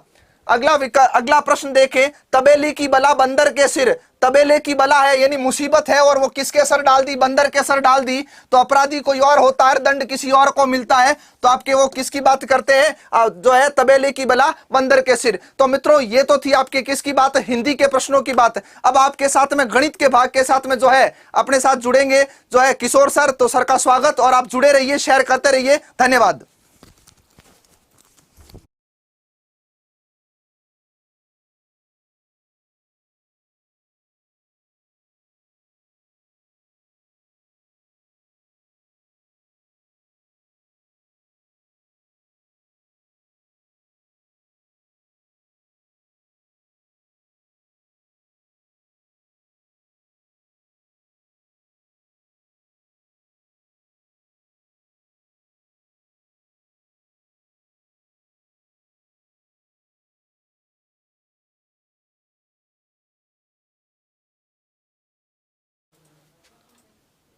नमस्कार दोस्तों, आप सभी का स्वागत और अभिनंदन है। बात करते हैं, सभी ने पेपर तो देखा होगा, थोड़ा सा पेपर अलग आया है, डेफिनेटली इसमें कोई संशय नहीं है। बहुत मैथ्स का जो था, अभी मैं मैथ्स और रीजनिंग दोनों का आपको आंसर बता रहा हूँ। पूरा सॉल्यूशंस तो आप लोग डिस्कस नहीं करेंगे, यहाँ पर इतना समय नहीं है। पहली बात तो बिल्कुल आप सभी के कमेंट मुझे दिख रहे हैं। सबसे पहले तो मैथ्स और रीजनिंग के अंदर मैथ के जो 10 क्वेश्चंस आए थे, उस 10 में से 5 प्रश्न तो 10th स्टैंडर्ड के थे और 5 प्रश्न 12th स्टैंडर्ड के थे, इवन IIT वाले। डेफिनेटली किसी कोचिंग ने ये नहीं पढ़ाए होंगे और मैंने भी नहीं पढ़ाए, इसमें कोई संशय नहीं है। ठीक है, बिल्कुल। तो सभी का स्वागत है। यहाँ पर 10th जो मैथ के क्वेश्चंस थे, तो 10th तो 5 प्रश्न तो 10th स्टैंडर्ड के थे और 5 प्रश्न 12th स्टैंडर्ड के थे। इवन आप लोग देखेंगे तो इनके क्वेश्चंस मैंने अभी देखे थे, इन सभी क्वेश्चंस को। तो कुछ क्वेश्चंस 11th वाली किताब के अंदर दे रखे हैं, कुछ 12th वाली किताब के अंदर दे रखे हैं, और अभी मेरे को किसी ने भेजा था तो वो क्वेश्चंस IIT के अंदर आए हुए क्वेश्चंस थे। ठीक है, IIT के अंदर आए हुए क्वेश्चंस थे। तो हम लोग सभी क्वेश्चंस तो आंसर बता रहा हूं, बिल्कुल जल्दी से जल्दी खत्म करेंगे। देखिएगा पहला क्वेश्चन क्या क्या है। नीचे दिए गए संख्याओं के समुच्चय पर आधारित प्रश्नों का उत्तर दीजिए। ये आपको 5 संख्या दे रखी थी और इन 5 संख्याओं के अंदर आपसे ये पूछा था कि प्रत्येक संख्या प्रथम को तो 2 अंकों का प्रश्न पर बदल दिया जाए। तो यहां पर इन दोनों अंकों को बदलना था। ठीक है, इन सभी दोनों अंकों को बदलना था और उसके बाद में बदलने पर बड़ी संख्या और छोटी संख्या, देखो सबसे बड़ा अंक दूसरे पे 9 दिख रहा है तो 1 9, और इधर सबसे छोटा अंक 2 दिख रहा है। तो मुझे बताओ 9 में से 2 गए, आंसर 7 था। बिल्कुल 7 था। ठीक है, आप सबके favourite Alia sir, Akshay sir आज जयपुर कार्यक्रम में बिजी हैं, इसलिए मैं ही इनके आंसर बता रहा हूं। बिल्कुल, आप लोग देखिएगा प्रश्न, एक विशेष कोड में DEAF को 3587 और FILE को 7465 लिखा जाता है। तो इसमें IDAL को कुछ नहीं था, सिंपल सा। यहां पर रीजनिंग बहुत आसानी थी, इसमें डायरेक्ट कहना था। जैसे I कहां पर है, देखिएगा ऊपर I कहां पर है, 4 पे, तो 4 से स्टार्ट होने वाले में आंसर कौन सा था, C ऑप्शन इसका आंसर था। बिल्कुल सर। क्वेश्चन नंबर देखिएगा, नेक्स्ट क्या कह रहा है। एक कथन दे रखा था और निष्कर्ष आपको पूछा था। कथन ये था, अधिकांश अध्यापक ईमानदार हैं और रेखा ईमानदार हैं। अधिकांश अध्यापक ईमानदार हैं और रेखा भी क्या है, अध्यापक हैं। तो इसमें हमका जो निष्कर्ष निकलेगा, कुछ अध्यापक क्या है, ईमानदार नहीं है, कुछ अध्यापक ईमानदार नहीं है। क्वेश्चन नंबर नेक्स्ट देखिएगा, ये क्या कह रहा है। एक घन के सभी फलकों को रंगा जाता है, इसे 64 एक समान छोटे घनों में काटा जाता है और एक फलक एवं 2 फलकों पर वाले छोटे घनों की संख्या का अंतर कितना होगा। तो इसका जो अंतर वाला फॉर्मूला आपको पता है, 12n-3 वाला जो फॉर्मूला है, उससे दोनों का यहां पर भी सेम आएगा और 2 फलकों में भी सेम आएगा। तो आंसर क्या आ जाएगा, 0 आंसर हो जाएगा। कौन सा आंसर आ जाएगा भाई, 0 इस क्वेश्चन का आंसर हो जाएगा। अगले क्वेश्चंस की तरफ बढ़ते हैं और क्वेश्चन नंबर ये क्या कह रहा है, सुनिएगा। निम्न शब्दों को डिक्शनरी में पाए जाने के क्रम में व्यवस्थित कीजिए और अंतिम शब्द में बाईं ओर से चौथा अक्षर क्या होगा। इन सभी को इंफॉर्मेशन को, ये जो लिखा है इंसीमेंशन, इंफॉर्मेशन, इंटरेस्ट और इंट्रोगेशंस और इंस्टिगेशंस, इन सभी को आप लोग जब लिखेंगे और तो लास्ट स्तर पे जो लास्ट पे जो शब्द आएगा इंफॉर्मेशंस, उसमें भी सबसे चौथे स्तर पर कौन आ जाएगा, आई इस क्वेश्चन का आंसर होगा। बिल्कुल इस क्वेश्चन का आंसर क्या आ जाएगा। नेक्स्ट 46 में लुप्त संख्या को भरना है। तो लुप्त संख्या मतलब इसको, तो इन दोनों का योग करके 2 का भाग देना, इन दोनों का योग करके 2 का भाग देना, इन तीनों का योग करके 2 का भाग देना। तो 3 और 3 2 का योग करके भाग देंगे, आंसर 3 इस क्वेश्चन का आ जाएगा। ठीक है, बिल्कुल। क्वेश्चन नंबर नेक्स्ट देखना। नेक्स्ट क्वेश्चन नंबर क्या करें, निम्न चित्र में त्रिभुजों की संख्या, आपको नंबर ऑफ ट्राइंगल्स पूछे थे, त्रिभुजों की संख्या पूछी थी और इस त्रिभुज का जो आंसर है वो कौन सा हो जाएगा, आपका चौथा आंसर हो जाएगा। अगले क्वेश्चंस की तरफ देखते हैं। ए बी का पुत्र है, सी बी की बहन है, सी और डी के पुत्र और ये हैं। एफ डी का मामा है, तो एफ के कितने पुत्र, भतीजे या भांजे। इसमें भतीजे और भांजे पूछा था, भांजी का नहीं पूछा था, इस वजह से इस क्वेश्चन का आंसर कितना था, 2 इस क्वेश्चन का आंसर था। क्वेश्चन नंबर नेक्स्ट देखिएगा। ठीक है, 49 नंबर 49 नंबर क्वेश्चन क्या है। P Q R S T को एक पंक्ति में बैठाना है, परंतु आर और एस एक साथ नहीं बैठे सकते, क्यू तीसरे स्थान पर भी नहीं हो सकता। तो निम्न में से कौन सा असत्य कथन हो सकता है। तो प्रश्न पी क्या होगा, प्रथम स्थान पर होगा। बिल्कुल सभी के आंसर मुझे दिख रहे हैं। निम्नलिखित जानकारी को ध्यानपूर्वक पढ़कर नीचे दिए प्रश्न का उत्तर, ये इंफॉर्मेशन दे रखी थी और निम्नलिखित किसका अर्थ है कि टी आर का भतीजा है। क्या कह रहा है, टी आर का भतीजा है, तो ये इसका सिंबल बनेगा। ठीक है। तो आपके मैथ के और रीजनिंग के टोटल 20 क्वेश्चंस आए थे, उसमें से ये 10 क्वेश्चंस किसके थे? रीजनिंग के। बहुत आसान था। अब बात करता हूं अपन मैथ की। बिल्कुल मैथ के जो क्वेश्चंस 10 आए थे, ठीक है, उन 10 में से मैं फिर बता रहा हूं, कुछ स्टूडेंट जो अभी जुड़े होंगे, तो मैथ के अंदर बिल्कुल मैथ के जो आपको क्वेश्चंस बैंक आया था उसमें से 10 प्रश्न आए थे, और इन 10 प्रश्नों में से 5 प्रश्न तो 10th स्टैंडर्ड के थे जो बिल्कुल सभी कोचिंग ने भी पढ़ाए होंगे, और 5 जो प्रश्न थे वो आपके 12th के थे, 11th के थे, और IIT वाले से भी देखे मैं आपको, देखना आप लोग उठा के भी, ठीक है, इन क्वेश्चंस को देखना। बिल्कुल बिल्कुल कुछ कह रहे हैं सर पेपर को तो देखा तब ऐसी सर्दी लग रही थी, लेकिन नहीं सॉरी, घर से गए तब सर्दी लग रही थी, लेकिन मैथ के कुछ क्वेश्चंस में बिल्कुल गर्मी लगने लग गई। देखो इसमें आप मैं कुछ भी नहीं कर सकते थे। पेपर का बिल्कुल गलत मतलब लेवल था, ऐसा बिल्कुल नहीं होना चाहिए। 11th के क्वेश्चंस आप 11th की बुक को देखना, वहां से एग्जाम्पल लेके उठाए। 12th के क्वेश्चंस देखना, वहां से लिए इन्होंने। IIT के मैं प्रूफ के साथ आपको बता सकता हूं, IIT के जो क्वेश्चंस थे उन्होंने वहां से IIT के क्वेश्चंस उठा लिए, जबकि बिल्कुल गलत था। ऐसा कहीं पर भी नहीं करना चाहिए। इसके बारे में हम कुछ सोचेंगे, कुछ करना होगा तो, ठीक है। तो अभी मैं फटाफट आप लोगों को आंसर बता रहा हूं, ठीक है। क्वेश्चंस नंबर नेक्स्ट देखिएगा, प्रश्न क्या कह रहा देखिएगा। प्रश्न ये क्या कह रहा है, दो वृत्त x माइनस 1 का whole square plus y minus 3 का होल स्क्वायर बराबर आर स्क्वायर, तो x square plus y square minus 8x plus 2y plus 8 बराबर 0 के दो भिन्न भिन्न बिंदुओं पर प्रतिच्छेद करते हैं, तो इसमें क्या होगा, ठीक है। तो इसका जो आंसर होगा वो क्या होगा, r का जो मान है वो 2 से अधिक होगा और 8 से क्या होगा, कम होगा। बिल्कुल।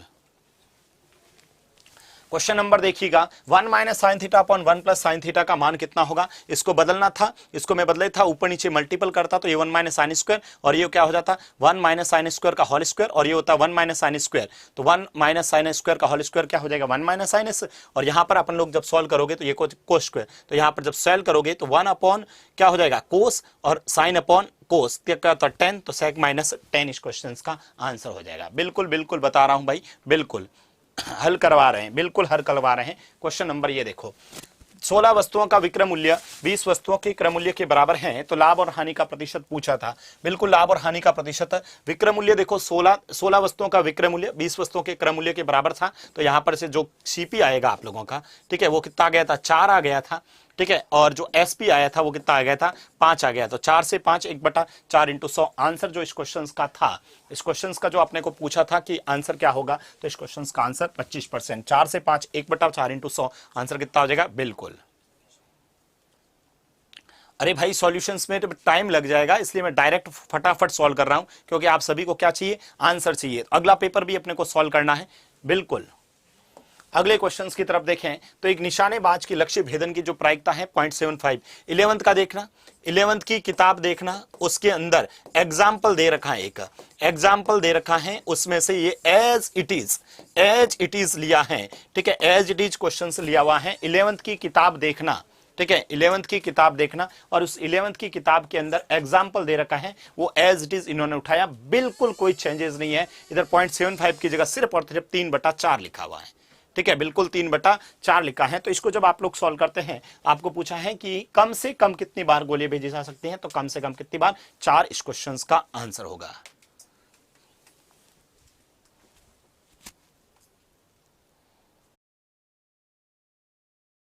बिल्कुल ये वाला क्वेश्चंस देखे तो हाँ, ये क्वेश्चंस बिल्कुल पढ़ाया हुआ सिंपल सा क्वेश्चंस था। एक कार्यालय में कुल कर्मचारियों का 3/5 भाग महिलाएं थी, शेष पुरुष थे। यदि महिलाओं का 2/9 भाग, पुरुषों का 1/4 भाग अनुपस्थित है, तो कुल कितना पूछा, तो आप लोग टोटल जनसंख्या मान सकते थे, सॉरी टोटल कर्मचारी मान सकते थे। कर्मचारी कैसे, 5 ये, 2 ये और ये 4, इन सभी का लोग आप लोग एलसीएम लेते, और जब आप सभी का इसका एलसीएम लेते, ठीक है, बिल्कुल आप सभी इसका क्या लेते, एलसीएम लेते, तो एलसीएम 180 आता है, 180 का 3/5 निकालते, फिर जो पीछे बचता 72, ठीक है, उसका फिर 2/9 निकालते, उसमें से 1/4 टोटल जोड़ के जब इसको सॉल्व किया जाता है, आपसे पूछा है कितने भाग अनुपस्थित हैं, ध्यान रखना अनुपस्थित 3/7 है, उपस्थित पूछता तो ये आंसर होता, उपस्थित पूछता तो आंसर ये होता, इसमें अनुपस्थित का पूछा है। बिल्कुल ये क्वेश्चंस तो हाँ, बिल्कुल ये पिछले वाला क्वेश्चंस था, बीएससी का था। मैं फिर बता रहा हूं भाई, बीएससी का क्वेश्चंस लिए इन्होंने, ठीक है, बिल्कुल बीएससी के क्वेश्चंस लिए, 11th 12th के क्वेश्चंस ले लिए, आईआईटी के क्वेश्चंस ले लिए। अब पता नहीं इन्होंने किस तरह से सिलेबस देखा, क्योंकि सिलेबस में कहीं पर भी नहीं लिखा था, सिर्फ सिलेबस में इतना लिखा था गणित, और वहां पर यह जरूर लिखा था 10th स्टैंडर्ड। तो 10th स्टैंडर्ड कहां था, ठीक है, लेकिन अब कुछ नहीं कर सकते, आपको देखना है अगला क्वेश्चन। एक्स एक कार्य को 14 दिन में और ये 21 दिन में करता है, दोनों मिलकर कार्य प्रारंभ करते हैं काम खत्म होने से 3 दिन पहले। बिल्कुल आसान क्वेश्चन था, पढ़ाने वाले क्वेश्चन में से था। एलसीएम लेना था, 14 और 21 का 42 था, 14 का भाग इसमें देते 42 में, तो ये 3 बार, 21 का देते तो 2 बार। क्वेश्चन में कह रहा दोनों मिलकर करते हैं, दोनों मिलकर कर दिए भाई, x प्लस वाई दोनों मिलकर कर दिए थे। उसके बाद किसने 3 दिन पहले x ने छोड़ दिया, इसके मतलब y कर रहा था, 3 को इसके 2 से गुणा किया, टोटल कितना था 42, 42 में से ये घटाते तो 36, 36 के अंदर भाग दे देते, आंसर 7 सही 1/5, 7 सही 1/5 और 3, टोटल पूछा था 10 सही 1/5 इस क्वेश्चन का आंसर था। बिल्कुल आसान सा क्वेश्चन था, एपी और जीपी में पूछा है। एबीसी समांतर श्रेणी में है, समांतर श्रेणी का नियम क्या होता है, ए बराबर क्या होता है AC/2, और यहाँ पर XYZ गुणोत्तर में है तो y² बराबर क्या हो जाएगा XZ, ठीक है। और इन दोनों में जब आप रिलेशंस निकालते हैं तो ये वाला पद और ये वाला पद दोनों क्या होते हैं, बिल्कुल बराबर होते हैं, ठीक है, क्या होता है, बिल्कुल बराबर। तो आंसर कौन सा हो जाएगा, 1 ऑप्शन हो जाएगा। सेकंड शिफ्ट भी कराएंगे, बिल्कुल ये एक फैक्टर दे रखा है, ये भी आप लोग देखेंगे तो 12th की किताब के अंदर दे रखा है भाई, ठीक है। 12th के अंदर इवन IIT 2000, ठीक है, IIT 2002 के अंदर ये क्वेश्चंस आया था, ठीक है। मैं आपको अभी पेपर बता सकता था लेकिन अभी नहीं है। IIT 2002 के अंदर, IIT के अंदर ये क्वेश्चंस आया था। एक वेक्टर दे रखा 2i cap plus j minus k cap और w बराबर दे रखा i कैप प्लस 3 कैप को। अगर इन दोनों को जब सॉल्व करते हैं तो आपको पूछा है तो ये जो u, v और w का अधिकतम मान आंसर कितना होगा, √59। पूरे प्रश्न हल कराओ, बिल्कुल करवा देंगे भाई, ठीक है। क्वेश्चन नंबर 59 और 60 लास्ट देखिएगा, इकाई अंक। इकाई अंक पूछा क्या है, यहां पर लास्ट में 4 का भाग देंगे, इधर से 7 आएगा, इधर से 7 × 1 आंसर 7 आंसर, ठीक है। अगले क्वेश्चंस में 9, 1 का स्क्वायर, 3 का स्क्वायर, 5 का स्क्वायर, 7 का स्क्वायर और 19 का स्क्वायर, इसका पूछा स्क्वायर तो 19 लिख देना, 19 × 20 × 21/6, इसको सॉल्व करिएगा 1330 इस क्वेश्चन का क्या हो जाएगा, अपना आंसर हो जाएगा। उम्मीद करता हूं जिन विद्यार्थियों के गणित के अंदर कम से कम 5 तो सही होने ही चाहिए भाई, ठीक है। 3 प्रश्न ऐसे थे जो बिल्कुल अलग लेवल के थे, जो नॉर्मली आर्ट्स वाला विद्यार्थी बिल्कुल नहीं कर पाएगा उन क्वेश्चंस को, ठीक है। 12th में पढ़ने वाला विद्यार्थी चाहे वो मैथ्स का भी है, वह भी उन क्वेश्चंस को नहीं कर पाएगा। आर्ट्स वाले तो बिल्कुल उन क्वेश्चंस को नहीं कर सकते हैं, तो उनको चिंता करने की आवश्यकता नहीं है। बिल्कुल इस पेपर के बारे में हम कुछ डिस्कस करेंगे, ठीक है। तो अभी नेक्स्ट ये वाला जो शिफ्ट है वो कंप्लीट होता है, कंप्लीट हो गए सभी क्वेश्चंस। अब सेकंड शिफ्ट के अंदर मैं आप सबके फेवरेट नरेंद्र सर को बुलाता हूं, और ताकि नरेंद्र सर इनको आगे क्वेश्चन सॉल्व करेंगे। Thank you so much.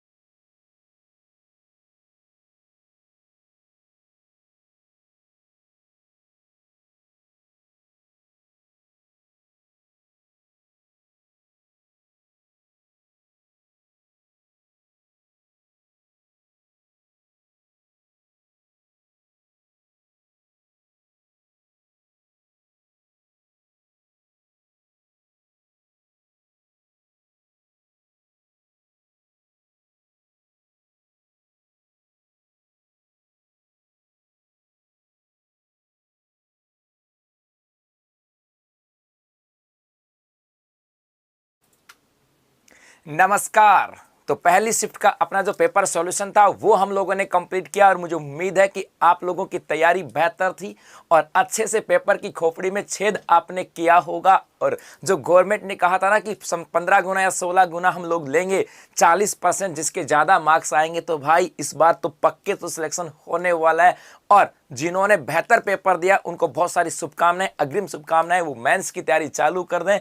और जो थर्ड और फोर्थ शिफ्ट में जिनका पेपर है वो भी इनको पढ़ना है, क्योंकि यहाँ से क्वेश्चन भी रिपीट हो सकते हैं। क्या क्वेश्चन यहाँ से रिपीट हो सकते हैं? तो थर्ड और फोर्थ वालों को भी ये पेपर देखना है। और अब हम चर्चा करेंगे अपना आज के दिन जो सेकंड शिफ्ट थी, किसकी बात करेंगे? आज के दिन हमारी जो सेकंड शिफ्ट थी, इस सेकंड शिफ्ट के पेपर की चर्चा करेंगे। ये ध्यान जरूर रखना कि इस फर्स्ट शिफ्ट के अंदर और सेकंड शिफ्ट की बात करें, यहां पर हम किसकी बात करें? ज्योग्राफी का पोर्शन बड़ा अच्छा आया था, चाहे राजस्थान ज्योग्राफी हो चाहे इंडियन ज्योग्राफी हो, इसका पोर्शन अच्छा आया था। इंडियन हिस्ट्री की बात करें, राजस्थान हिस्ट्री की बात करें, इनका पोर्शन अच्छा आया। तो जो पोर्शन ज्यादा आए हैं उनके ऊपर अब आपको फोकस भी करना है अपने थर्ड और फोर्थ शिफ्ट के लिए। मैथ का पोर्शन कुछ आउट ऑफ सिलेबस सर बता रहे थे, आईआईटी से संबंधित थे, 12th के संबंध थे, इसका मतलब है वहां से हम लोगों को चिंता करने की जरूरत नहीं है, 1% भी चिंता करने की जरूरत नहीं है। सर ऐसा क्यों भाई? ऐसा इसलिए क्योंकि वो पर्सन हमारा भी गलत हुआ है तो दूसरे का भी 100% गलत हुआ होगा। तो चिंता नहीं करना है, अपने पे विश्वास रखना है, अपने इरादों को बुलंद रखना है और मेंस की तैयारी अभी से स्टार्ट कर दो, ज्यादा बेहतर रहेंगे और उस समय बेहतर कर पाएंगे। अब करें शुरुआत सेकंड शिफ्ट की, तो चलो आ जाओ।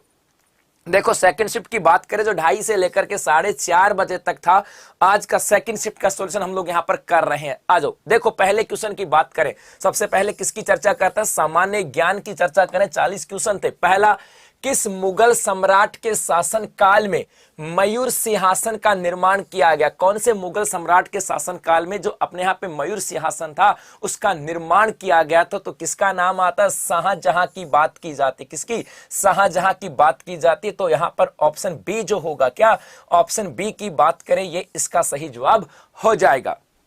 नेक्स्ट क्वेश्चन है अपना, सूची 1 का सूची 2 से मिलान कीजिए तथा नीचे दिए गए कूट का उपयोग करते हुए सही उत्तर का चयन करना है। यहां से सही उत्तर का चयन करना है इस कूट के अंदर। जैसे तालाब एसाई कहां पर है भाई? धौलपुर की बात करें, कहां पर है? धौलपुर में। तो ए में क्या होगा? 3, ए में 3 यहां इस प्रकार से। उसके बाद कडाना की बात करें, गैप सागर की बात करें, गैप सागर कहां पर है? डूंगरपुर के अंदर। तो 2 में क्या होगा? 4 यहां पर। इसका मतलब आपका ऑप्शन सी की बात करें, क्या ऑप्शन सी इसका सही जवाब हो जाएगा। चलो नेक्स्ट क्वेश्चन है, दिसंबर 2020 तक राजस्थान की स्थापित विद्युत क्षमता है। क्वेश्चन अच्छा था, आर्थिक समीक्षा से लिया गया और 2020 तक अपनी विद्युत स्थापित क्षमता कितनी आती है? तो जवाब हो जाएगा 21,836 मेगावाट। ऑप्शन सी होगा इसका सही जवाब। नेक्स्ट है भाई, अगला अपना क्वेश्चन है, पाशुपत नामक शैव संप्रदाय, पाशुपत नामक शैव संप्रदाय के प्रवर्तक थे। एक पाशुपत नामक शैव संप्रदाय था और इसके प्रवर्तक की बात करें, प्रवर्तक की बात करें तो इनका नाम आता है लकुलिस की बात की जाती है और ऑप्शन सी होगा अपना सही जवाब आ जाएगा। नेक्स्ट है अगले की हम बात करें कि पाल किसे कहते हैं, किसे कहा जाता है? पाल किसे कहते हैं? पाल। तो मेरे भाई जो भीलों की बस्ती होती है ना, इस भीलों की बस्ती को क्या कहा जाता है? पाल। आपका ऑप्शन ए होगा इसका सही जवाब। कल कौन से क्वेश्चन आ सकते हैं, आज इस पेपर को एनालिसिस करो। देखो ज्योग्राफी, करंट अफेयर्स, इकोनॉमिक्स की बात करें, हिस्ट्री, इनका पोर्शन अच्छा था। इन चीजों पे फोकस करना है, इन चीजों पे फोकस करना है। चलो अगला क्वेश्चन है, राज्य बजट भाषण 2021-22 में डीम्ड विश्वविद्यालय के रूप में Rajasthan institute of advance learning की स्थापना कहां करने की घोषणा की गई? बजट में खूब पढ़ा था, 21-22 में कहा गया था कि एक डीम्ड विश्वविद्यालय बनाया जाएगा इंस्टीट्यूट ऑफ एडवांस लर्निंग की, और इसकी स्थापना कहां पर की जाएगी? जयपुर के अंदर। आपका ऑप्शन डी जो होगा ये इसका सही जवाब आ जाता है। अगला है भाई, निम्नलिखित में से कौन सा वन्य जीव अभयारण्य या जिला सही सुमेलित नहीं है? सही को देखना है। बंद बारेठा अलवर में थोड़ी ना है, यही सही सुमेलित नहीं है। ये कहां पर है भाई? धौलपुर के अंदर। तो ऑप्शन ए जो होगा ये इसका सही जवाब आता है। चलो नेक्स्ट है, भारत का कौन सा स्थल जुलाई 2021 में यूनेस्को की विश्व विरासत सूची में शामिल किया गया है? तो गौरव सर ने छोड़ा तो नहीं होगा, ये तो पक्की बात है। और मुझे भी विश्वास है कि आप लोगों ने इस प्रश्न के पेपर, इस जो प्रश्न था इसकी खोपड़ी में 100% छेद किया होगा कि भारत का कौन सा स्थल जुलाई 2021 में यूनेस्को की विश्व विरासत सूची में शामिल किया गया था। किसे शामिल किया गया था? तो यहां पर किसका नाम आता है? रामप्पा मंदिर की बात करें, ऑप्शन सी होगा इसका सही जवाब।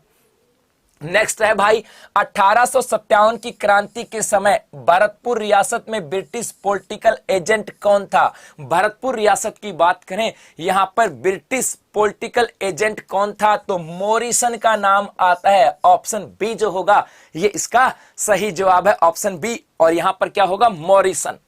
नेक्स्ट अपना क्वेश्चन है, सूची 1 का सूची 2 से मिलान कीजिए। सूची 1 को सूची 2 से मिलान कीजिए तथा नीचे दिए गए कूट का उपयोग करके सही उत्तर का चयन करना है। यहां से हमें सही उत्तर का चयन करना है। इधर सूची 1 में ये हवाएं आती हैं भाई, और इधर नंबर सूची 2 की बात करें, इसमें स्थान आता है कि ये स्थानीय पौने कौन से स्थान पे चलती हैं। और इसकी यदि हम बात करें तो इसका ऑप्शन डी जो होगा ये सही जवाब है। क्या?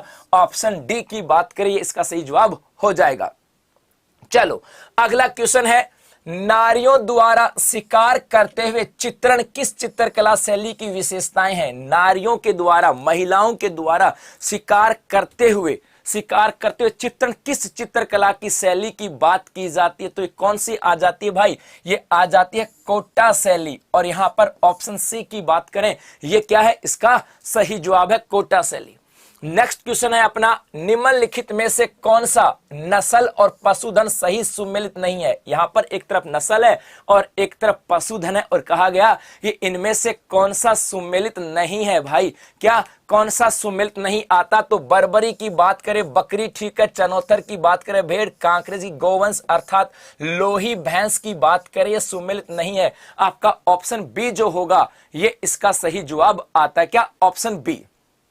चलो अगला क्वेश्चन है, विश्व प्रसिद्ध ओल्ड फेथफुल गीजर, विश्व प्रसिद्ध है एक ओल्ड फेथफुल गीजर की बात करें जहां पे धुआंरे निकलते रहते हैं, ये कहां पर है? तो ये कहां पर है मेरे भाई? ये संयुक्त राज्य अमेरिका में। कहां पर? संयुक्त राज्य अमेरिका में। आपका ऑप्शन बी जो होगा ये इसका सही जवाब हो जाएगा। क्या? Option B. चलो अगला क्वेश्चन है, राव जयसिंह छंद के रचयिता हैं। राव जयसिंह छंद की बात करें, इसके रचयिता कौन है भाई? तो इसके रचयिता का नाम आता है बिट्ठू सूजा। क्या? बिट्ठू सूजा। आपका ऑप्शन बी की बात करें, ऑप्शन बी जो होगा ये इसका सही जवाब आता है। नेक्स्ट क्वेश्चन है अपना, अधोलिखित राजस्थान के प्रमुख पशु मेलों व उनसे संबंधित स्थलों में से कौन सा युगम सुमेलित नहीं है? गोगामेड़ी का पशु मेला ठीक है। बलदेव पशु मेला, भाई बलदेव पशु मेला की बात करें ये तो नागौर के साथ है, तो यहां पर ये करौली में नहीं है। तो कौन सा सुमेलित नहीं है? ऑप्शन बी जो होगा ये इसका सही जवाब हो जाता है। चलो अगला क्वेश्चन आता है कि रिंदरोही किसकी रचना है? किसकी बात करें? रिंदरोही की बात करें, ये किसकी रचना है भाई? तो जवाब हो जाएगा अर्जुन देव चारण। अर्जुन देव चारण। और ऑप्शन सी है ये अपना इसका सही जवाब आता है। क्या? ऑप्शन सी की बात करें ये इसका सही जवाब आ जाता है। चलो नेक्स्ट है अपना, भारत के प्रथम मानव युक्त महासागर मिशन का नाम है। भारत के पहले मानव युक्त महासागर जो मिशन था, इस महासागर के मिशन का नाम क्या दिया गया? तो इसे दिया गया था नाम समुंदरयान। क्या नाम दिया गया? समुंदरयान। ऑप्शन बी की बात करें ये इसका क्या है? एकदम सही जवाब है। नेक्स्ट है भाई, अधोलिखित में से कौन सा आभूषण गले में नहीं पहना जाता? इनमें से कौन सा आभूषण है भाई जो गले में नहीं पहना जाता? तो यहां से कौन सा आ जाएगा जो नहीं पहना जाता? तिमणिया, मांदलिया, कांठला। यहां पर आंवला की बात करें ये नहीं पहना जाता। ऑप्शन सी जो होगा ये इसका सही जवाब है। नेक्स्ट क्वेश्चन है, स्वस्थ धरा खेत हरा नारा है। क्या स्वस्थ धरा खेत हरा नारा है? और ये पक्की बात है, इस पेपर को तो घुमा घुमा के मरोड़ मरोड़ के अच्छे से फोड़ा होगा गुरुजी मृदा स्वास्थ्य कार्ड योजना का। किसका? मृदा स्वास्थ्य कार्ड योजना अच्छे से फोड़ के आए होंगे। अच्छा, तू भी आया, 2-4 गबू मार के तो आए होंगे। चले आगे। अगला क्वेश्चन, वर्ष 2020-21 के लिए सिविल सेवा के लिए या सिविल सेवा के क्षेत्र में पद्म भूषण पुरस्कार किसे प्रदान किया गया? वर्ष 2020-21 में सिविल सेवा के क्षेत्र में पद्म भूषण पुरस्कार किसे दिया गया? तो ये दिया गया था नृपेंद्र मिश्रा को। ऑप्शन बी की बात करें, ये इसका सही जवाब होगा। नेक्स्ट है भाई, अधोलिखित में से कौन सा एक तरफ स्थान है और एक तरफ विद्रोही नेता सही सुमेलित नहीं है? इनमें से स्थान और वहां पर विद्रोह हुआ था, तो कौन विद्रोही नेता की बात करें, इसका सही सुमेलित युग्म सही नहीं है। क्या पूछा है? सही नहीं है। तो कानपुर की बात की जाती है बेगम हजरत महल। कानपुर की बात करें बेगम हजरत महल। ऑप्शन बी की बात करें, यह सही सुमेलित नहीं है भाई। ठीक है जी। अगला क्वेश्चन है, ring of fire. Ring of fire की बात करें, ज्वालामुखी की बात की जाती है, ज्वालामुखी की बात करें, और ये रिंग ऑफ फायर कहां पर है? प्रशांत महासागर में। ऑप्शन डी जो होगा, ऑप्शन डी की बात करें, ये अपना सही जवाब आ जाएगा। नेक्स्ट की हम चर्चा करें भाई। अगला अपना क्वेश्चन आता है कि कौन सा एकमात्र महाद्वीप है जिससे करक रेखा, भूमध्य रेखा और मकर रेखा गुजरती है? कौन सा एकमात्र महाद्वीप है जिससे गुजरती हैं? तो जवाब क्या हो जाएगा? अफ्रीका महाद्वीप। अफ्रीका महाद्वीप, ऑप्शन बी की बात करें, ये इसका सही जवाब है गुरुजी, यहीं से तीनों गुजरती हैं। अगला क्वेश्चन है, ब्राउन जलप्रपात कहां स्थित है? ब्राउन जलप्रपात की बात करें कि ब्राउन जलप्रपात जो है ये कहां पर स्थित है? तो भाई ब्राउन जलप्रपात न्यूजीलैंड के अंदर है। ऑप्शन सी की बात करें, ये इसका सही जवाब होगा, ऑप्शन सी। चलो, उसके बाद है सूची 1 का सूची 2 से सुमेलित कीजिए एवं सही विकल्प चुनिए। हमारे यहां पर एक तरफ पुस्तक है और उसके बाद इसके लेखक हैं, और हमें यहां से क्या करना था? सही विकल्प का चयन करना था। क्वेश्चन नंबर 25 की बात करें और इसका सही जवाब होगा ऑप्शन सी। क्या? ऑप्शन सी की बात करें, इसका सही जवाब आ जाएगा। ओके, नेक्स्ट क्वेश्चन है, हाल ही में जारी की गई UNESCO 2021 state of the education report के अनुसार संपूर्ण भारत के विद्यालयों में इंटरनेट की पहुंच है। कितने % विद्यालयों की बात करें जहां पर इंटरनेट की पहुंच आती है? तो सिर्फ 19% की बात की जाती है। ऑप्शन बी जो होगा, ये अपना इसका सही जवाब हो जाएगा। नेक्स्ट है भाई, टोक्यो पैरा ओलंपिक्स 2021 में अवनी लेखरा पर्सन को घुमा घुमा कर तोड़ मरोड़ के फोड़ा होगा अच्छे से कि अवनी लेखरा ने किस स्पर्धा में स्वर्ण पदक जीता? तो किस में जीता था भाई? शूटिंग के अंदर 10 मीटर एयर राइफल और 50 मीटर एयर राइफल में। ऑप्शन सी जो है ये आपका सही जवाब है। नेक्स्ट अपना क्वेश्चन है, अगला क्वेश्चन है कि मांड प्राचीन नाम था कि किस क्षेत्र को मांड कहा जाता था? तो जैसलमेर की बात करें, इसे प्राचीन रूप में किस नाम से जानते थे? मांड क्षेत्र के नाम से जाना जाता था, मांड के रूप में। अगला क्वेश्चन, डामोर जनजाति का अधिकतर पाई जाती है। डामोर जनजाति की बात करें कि राजस्थान में सामान्यतः कहां पर? तो डामोर से याद रखना, डूंगरपुर की बात करें तो डूंगरपुर और बांसवाड़ा की बात हो जाएगी। ऑप्शन ए जो होगा अपना, ये इसका सही जवाब है। नेक्स्ट क्वेश्चन है, संस्थान जो 5GI तकनीक को विकसित करने वाले समूह का हिस्सा नहीं थी। यह क्वेश्चन बड़ा कंट्रोवर्शियल है। इस 5GI तकनीकों को विकसित करने वालों में IIT मुंबई की बात करें, यह भी शामिल थी।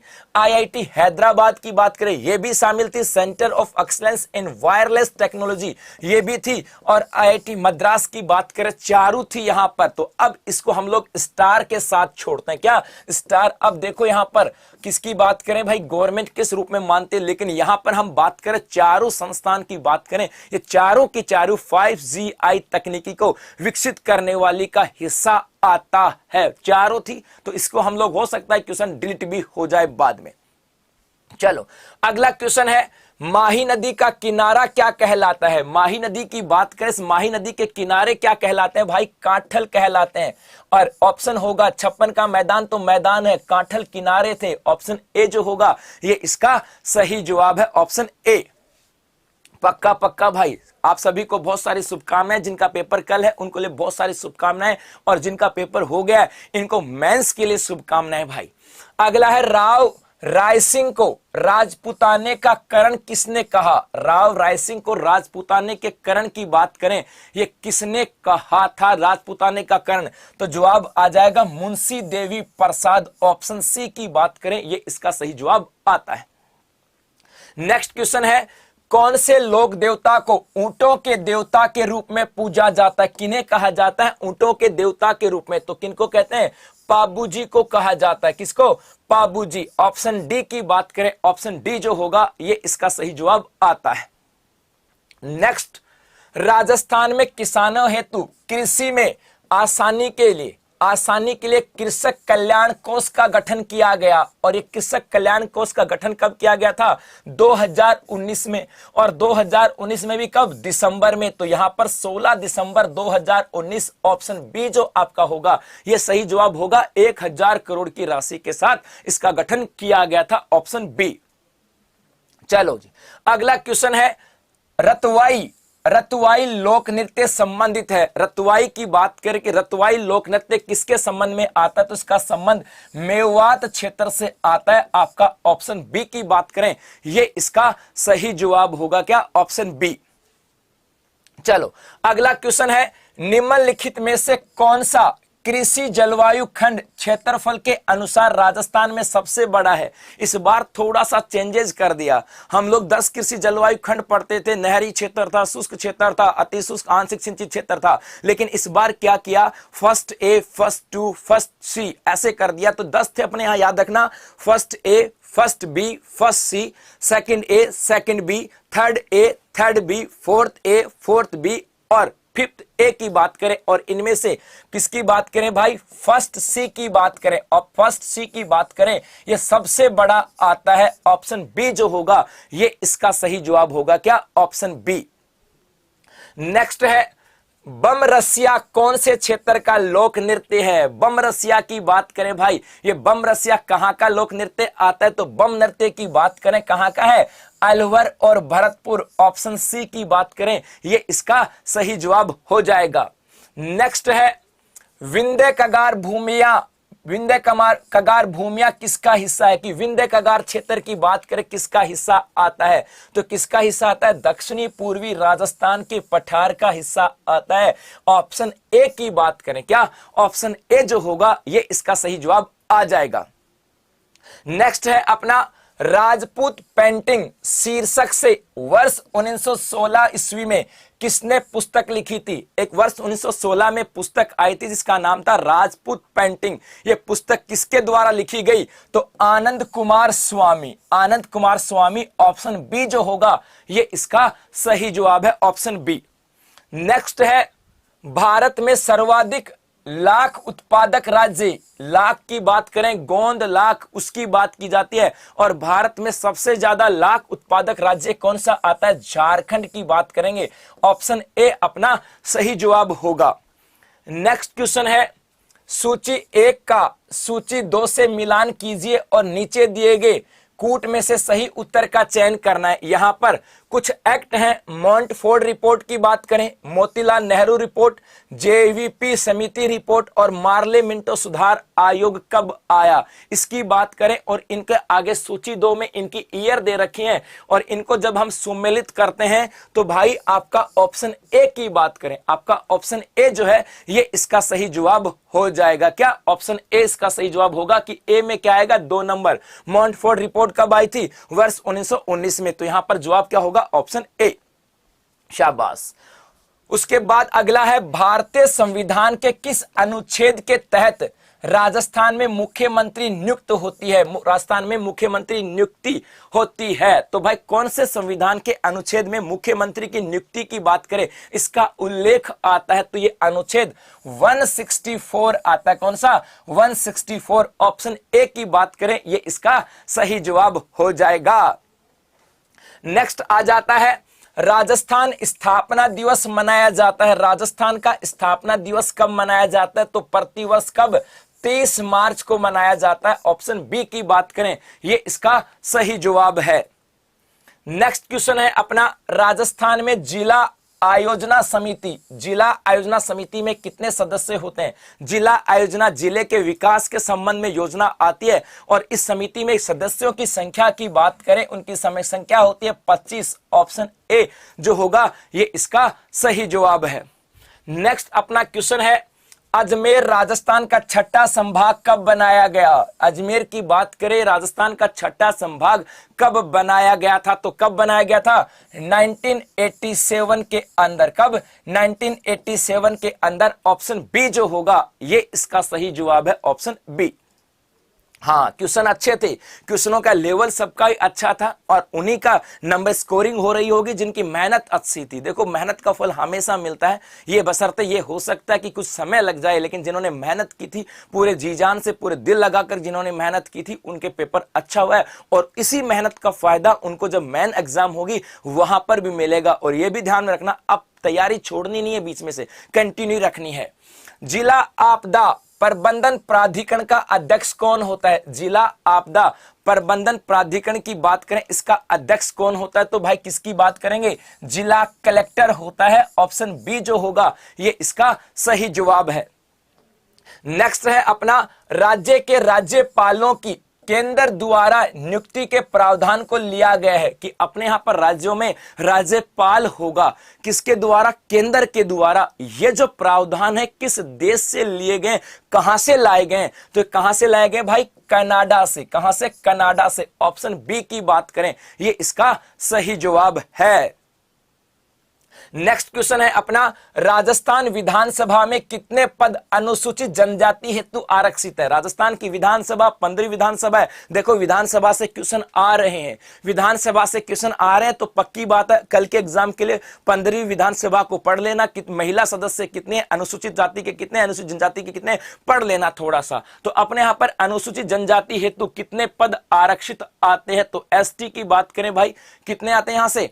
एसटी में है 25 और एससी में कितने हैं? 34 आते हैं। अब यहां पे ना तो 25 का कहीं ऑप्शन ही नहीं दे रखा भाई, 25 का कहीं ऑप्शन नहीं दे रखा, तो देखे क्या होगा, या तो ए बी सी डी में से अब गवर्नमेंट क्या मानती है क्या होगा देखा जाएगा। यहां से है कितने?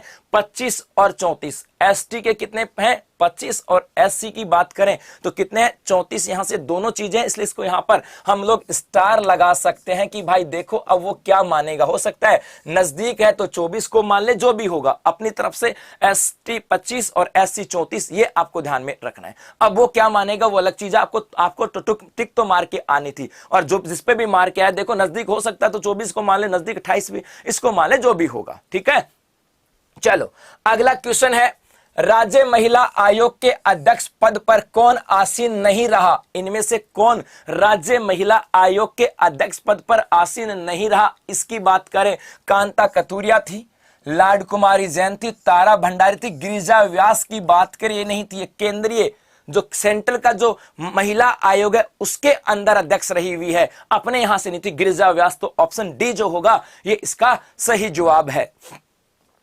अगला क्वेश्चन है, निम्न में से कौन सा कथन गलत है? इनमें से कौन सा कथन गलत आता है? 4 ऑप्शन है यहां से।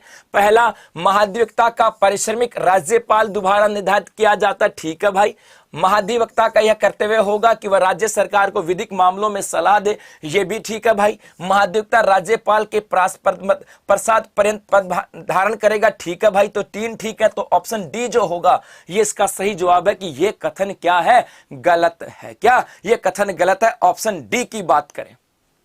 चलो अब आगे बढ़ें और अब किसकी चर्चा करते हैं? कंप्यूटर की चर्चा करते हैं कि कंप्यूटर का पेपर आपका कैसा रहा और कंप्यूटर में आपके कौन कौन से प्रश्न सही हुए हैं। अब इसको देखते हैं। चलो जी, पहला क्वेश्चन है, निम्न में से कौन सा कथन सत्य है? इनमें से कौन सा कथन सत्य आ जाता है? इनमें से कौन सा कथन सत्य आता है? तो पहला, बार कोड एक विशेष स्याही के प्रयोग से छापे जाते हैं जिसमें आयरन ऑक्साइड होती है। यही ठीक है, यही ठीक है। ऑप्शन ए, तो आगे जाने की जरूरत नहीं भाई, ऑप्शन ए ही ठीक है। तो आगे जाने की जरूरत कहां पर है? ऑप्शन ए होगा इसका सही जवाब। चलो जी, अगला क्वेश्चन है, टेलीफोन रिले, लाइट बल्ब्स और बैटरीज का प्रयोग करते हुए विश्व का प्रथम इलेक्ट्रॉनिक कैलकुलेटर किसने बनाया था? तो विश्व का पहला इलेक्ट्रॉनिक कैलकुलेटर की बात करें किसने बनाया था? जॉर्ज स्टिबिट्स की बात की जाती है। ऑप्शन ए जो होगा, ऑप्शन ए की बात करें, ये इसका सही जवाब है। नेक्स्ट क्वेश्चन है अपना, एमएस एक्सेल में निम्न क्रियाओं की क्रमित श्रृंखला पर विचार कीजिए। अपने यहां पर क्या दे रखी है? कुछ श्रृंखला दे रखी है भाई, ए बी सी की बात करें और कहा कि उक्त क्रियाओं के उपरांत सही का कथन हमें क्या करना है? चुनाव करना है। इनके आधार पर हमें क्या करना है भाई? चुनाव करना है। तो इसके अकॉर्डिंग अपना सही कौन सा होगा?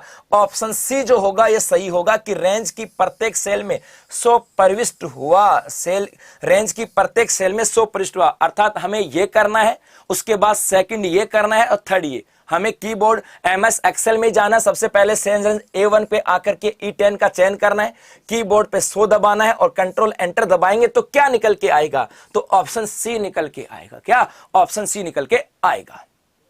चलो अगला क्वेश्चन है भाई, कंप्यूटर की पीढ़ियों के संदर्भ में स्तंभ ए तथा स्तंभ 2 पर विचार कीजिए।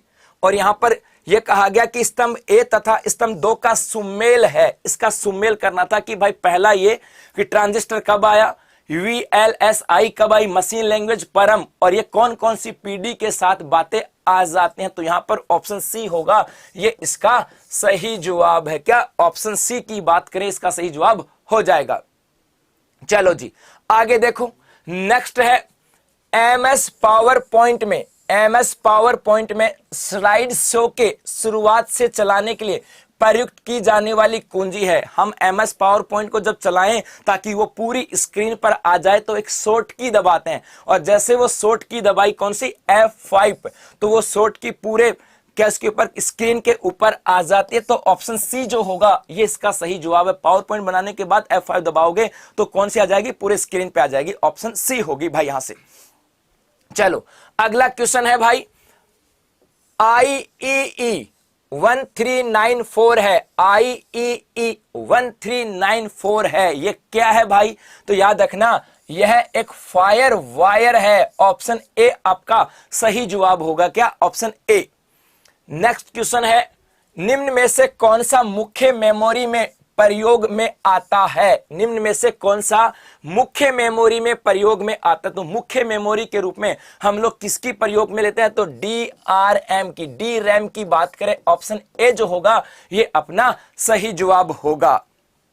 नेक्स्ट आ जाता है, अगला है MS वर्ड 2019। MS वर्ड 2019 के संदर्भ में निम्न कथनों पर विचार कीजिए। MS वर्ड 2019, याद रखना यहां से देखो क्वेश्चन क्या आ रहे हैं, MS वर्ड के 2019 के आ रहे हैं भाई, के संदर्भ में निम्न कथनों पर विचार करना है। और यहां से क्या पूछना है?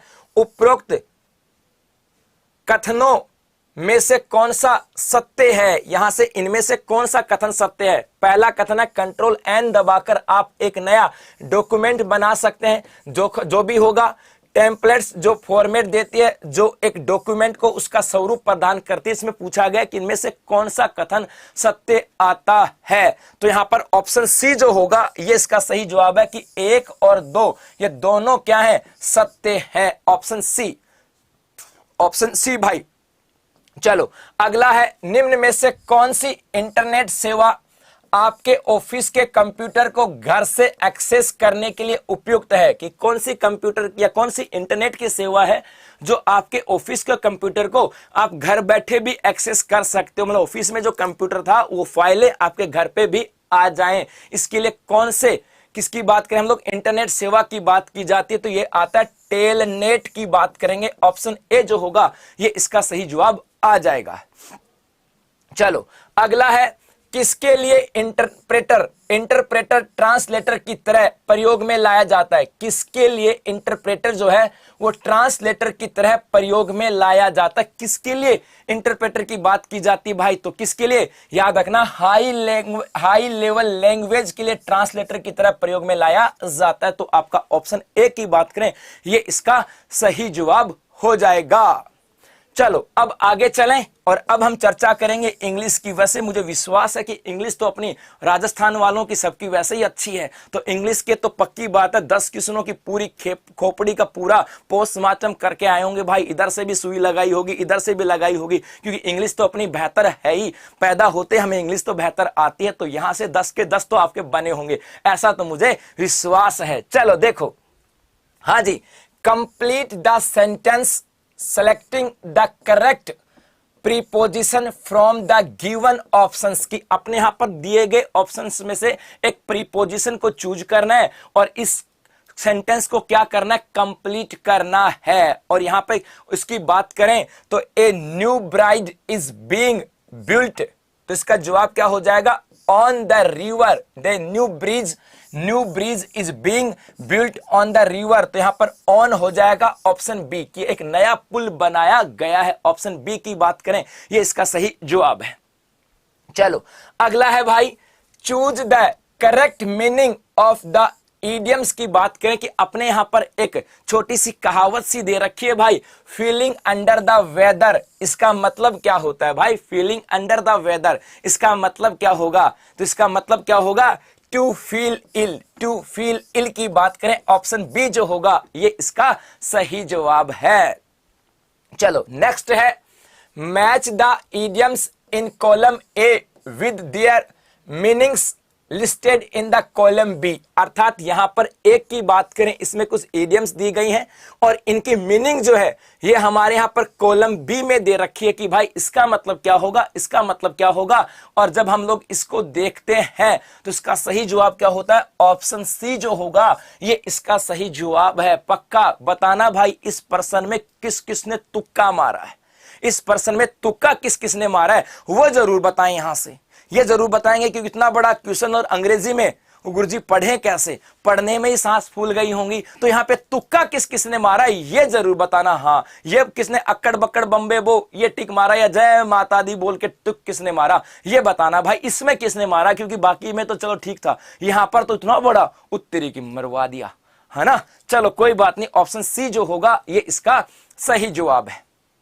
ओके, अगला क्वेश्चन है, fill in the blank with the most appropriate phrasal verb. हमारे यहां से ब्लैंक था और इसमें कौन सी फ्रेजल वर्ब जो होगी जो बेहतर होगी, राजा Ram Mohan Roy आर्ग्ड Indians to untouchability, अर्थात अस्पृश्यता की बात यहां पर की गई और यहां पर कौन सा ऑप्शन जो होगा ये इसका सही जवाब आता है, तो भाई इसका जवाब होगा do away with. Option D की बात करें, डू अवे विद की बात करेंगे, ऑप्शन डी जो होगा ये इसका सही जवाब आएगा। हाँ भाई चलो जी, अगला क्वेश्चन है, the lion is a fierce wild animal in this sentence the underlined words. यहां पर जब द लायन की बात करें ये क्या है भाई, द लायन की बात करें क्या है, गुरुजी हमें तो ये पता कि शेर है और डर लगता है भाई, बचपन में मम्मी कहती थी बेटा सो जानी शेर आ जाएगा, और यहां पर अंग्रेजी में आ गया तब भी राम ही जाने क्या था। लेकिन यहां से देखते हैं भाई, द लायन स्टैंड्स फॉर, ये लॉयंस है ये किसके लिए स्टैंड यहां पे कर रहा है, द लायन की बात करें किसके स्टैंड कर रहा है भाई, तो ये कर रहा है option B, the whole class of lions, अर्थात पूरे शेरों की बात कर रहे हैं कि जितने भी शेर है वो सब क्या है, वाइल्ड एनिमल है, तो ऑप्शन बी जो होगा ये इसका सही जवाब है। नेक्स्ट है भाई, fill in the blank space in the given sentence selecting appropriate set of words from the following options. Sentence क्या कहता है, contrary to popular blank that money is power, I blank that knowledge is power. तो यहां पर की जाती है कि भाई इसमें यहां पर हमें दो शब्दों का चूज करना था, बिलीव्स और बिलीव्स, बिलीव और बिलीव, बिलीव और बिलीव और बिलीव्स और बिलीव्स की बात करें। अब गुरुजी बिलीव था कि बिलीव था कि राम जाने, कोई बात नहीं भाई, जैसा भी जाने एग्जामिनर तो जानता ही है। और इसकी बात करें भाई इसका सही जवाब क्या होगा, तो इसका सही जवाब क्या होगा, बिलीव और बिलीव, ऑप्शन बी की बात करें, क्या ऑप्शन बी इसका सही जवाब होगा। नेक्स्ट अपना क्वेश्चन है, choose the correct option. Do you know when she will go home? क्या तुम्हें पता है कि वो घर कब जाएगी, पक्का पता है। I said to him, change into indirect speech. Direct portion में था, इसे किस में चेंज करना था?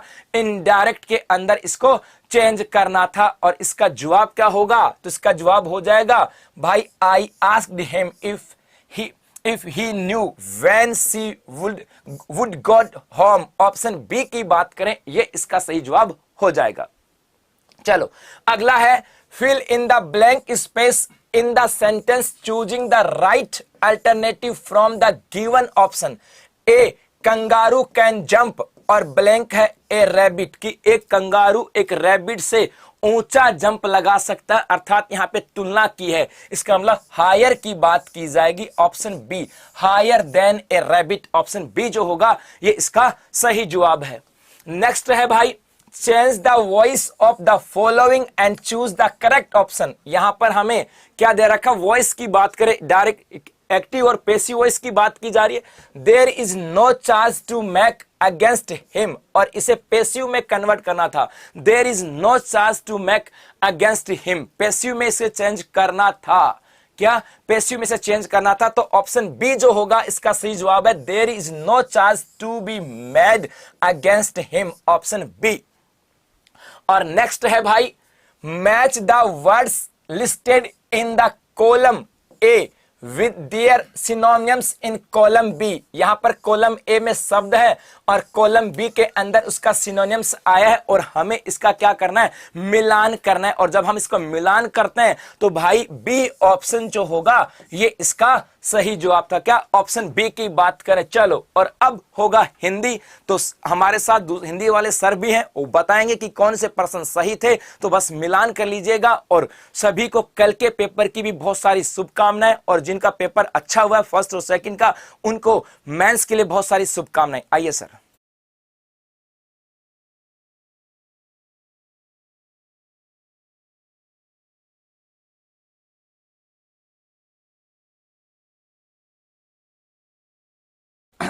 हाँ भाई नमस्कार, एक बार फिर से आपका स्वागत, अभिनंदन। और हम बिना किसी औपचारिकता के अपने प्रश्नों पर चलते हैं और फटाफट तरीके से मेरे साथ उत्तर का मिलान कर लीजिएगा।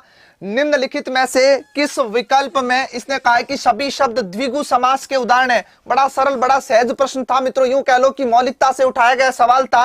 और आपके सीधा सा उत्तर है सप्ताह और शताब्दी में, क्योंकि चतुर्भुज, त्रिलोचन और दशानन बहुवीरी के निकल गए, यथेच्छा प्रत्यक्ष आपके अव्ययी भाव में चले जाते हैं, और 24 समस्त पद आपके जो है संख्या बोधक था। इसका मतलब कौन सा समास हो गया? आपके द्वंद्व समास हो जाता। कौन सा समास हो जाता है? द्वंद्व समास हो जाता है। अगला सवाल था आपके, किस विकल्प में विलोम युग्म ठीक था? क्या पूछा था? विलोम के संदर्भ में पूछा था कि कौन सा विकल्प सही था मित्रों?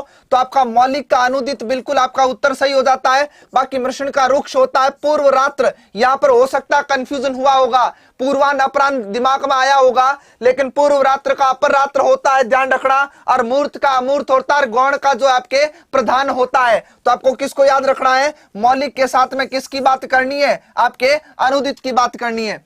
अगला सवाल देखें मित्रों, अगला सवाल आपके जो था वो आपके असंगत विकल्प का चयन करना था। कहीं ना कहीं शैली आपने उन 5 दिनों के अभ्यास में इस शैली को पढ़ा, देखा, सुना और समझा होगा, वही शैली लौट कर आई है मित्रों। वाक्यांश के लिए एक शब्द चुनना था। जिसने ऋण चुका दिया हो वो उत्तम ऋण नहीं कहलाता है, वो उऋण कहलाता है। क्या कहलाता है? वो व्यक्ति उऋण कहलाता है जिसने पूरा ऋण चुका दिया हो, ध्यान रखना। बाकी प्रशंसा के बहाने निंदा करना, व्याज निंदा, पर्वत के निचला मैदानी भाग उपतय का और ऊपर का भाग अधितय का, निंदा के बहाने प्रशंसा करना, व्याज स्तुति। काव्य शास्त्र के बच्चे अगर पढ़ रहे हैं तो उनको पता ये अलंकार पढ़े जाते हैं। तो आपके कौन सा विकल्प ठीक हो जाएगा? ए विकल्प सही हो जाएगा।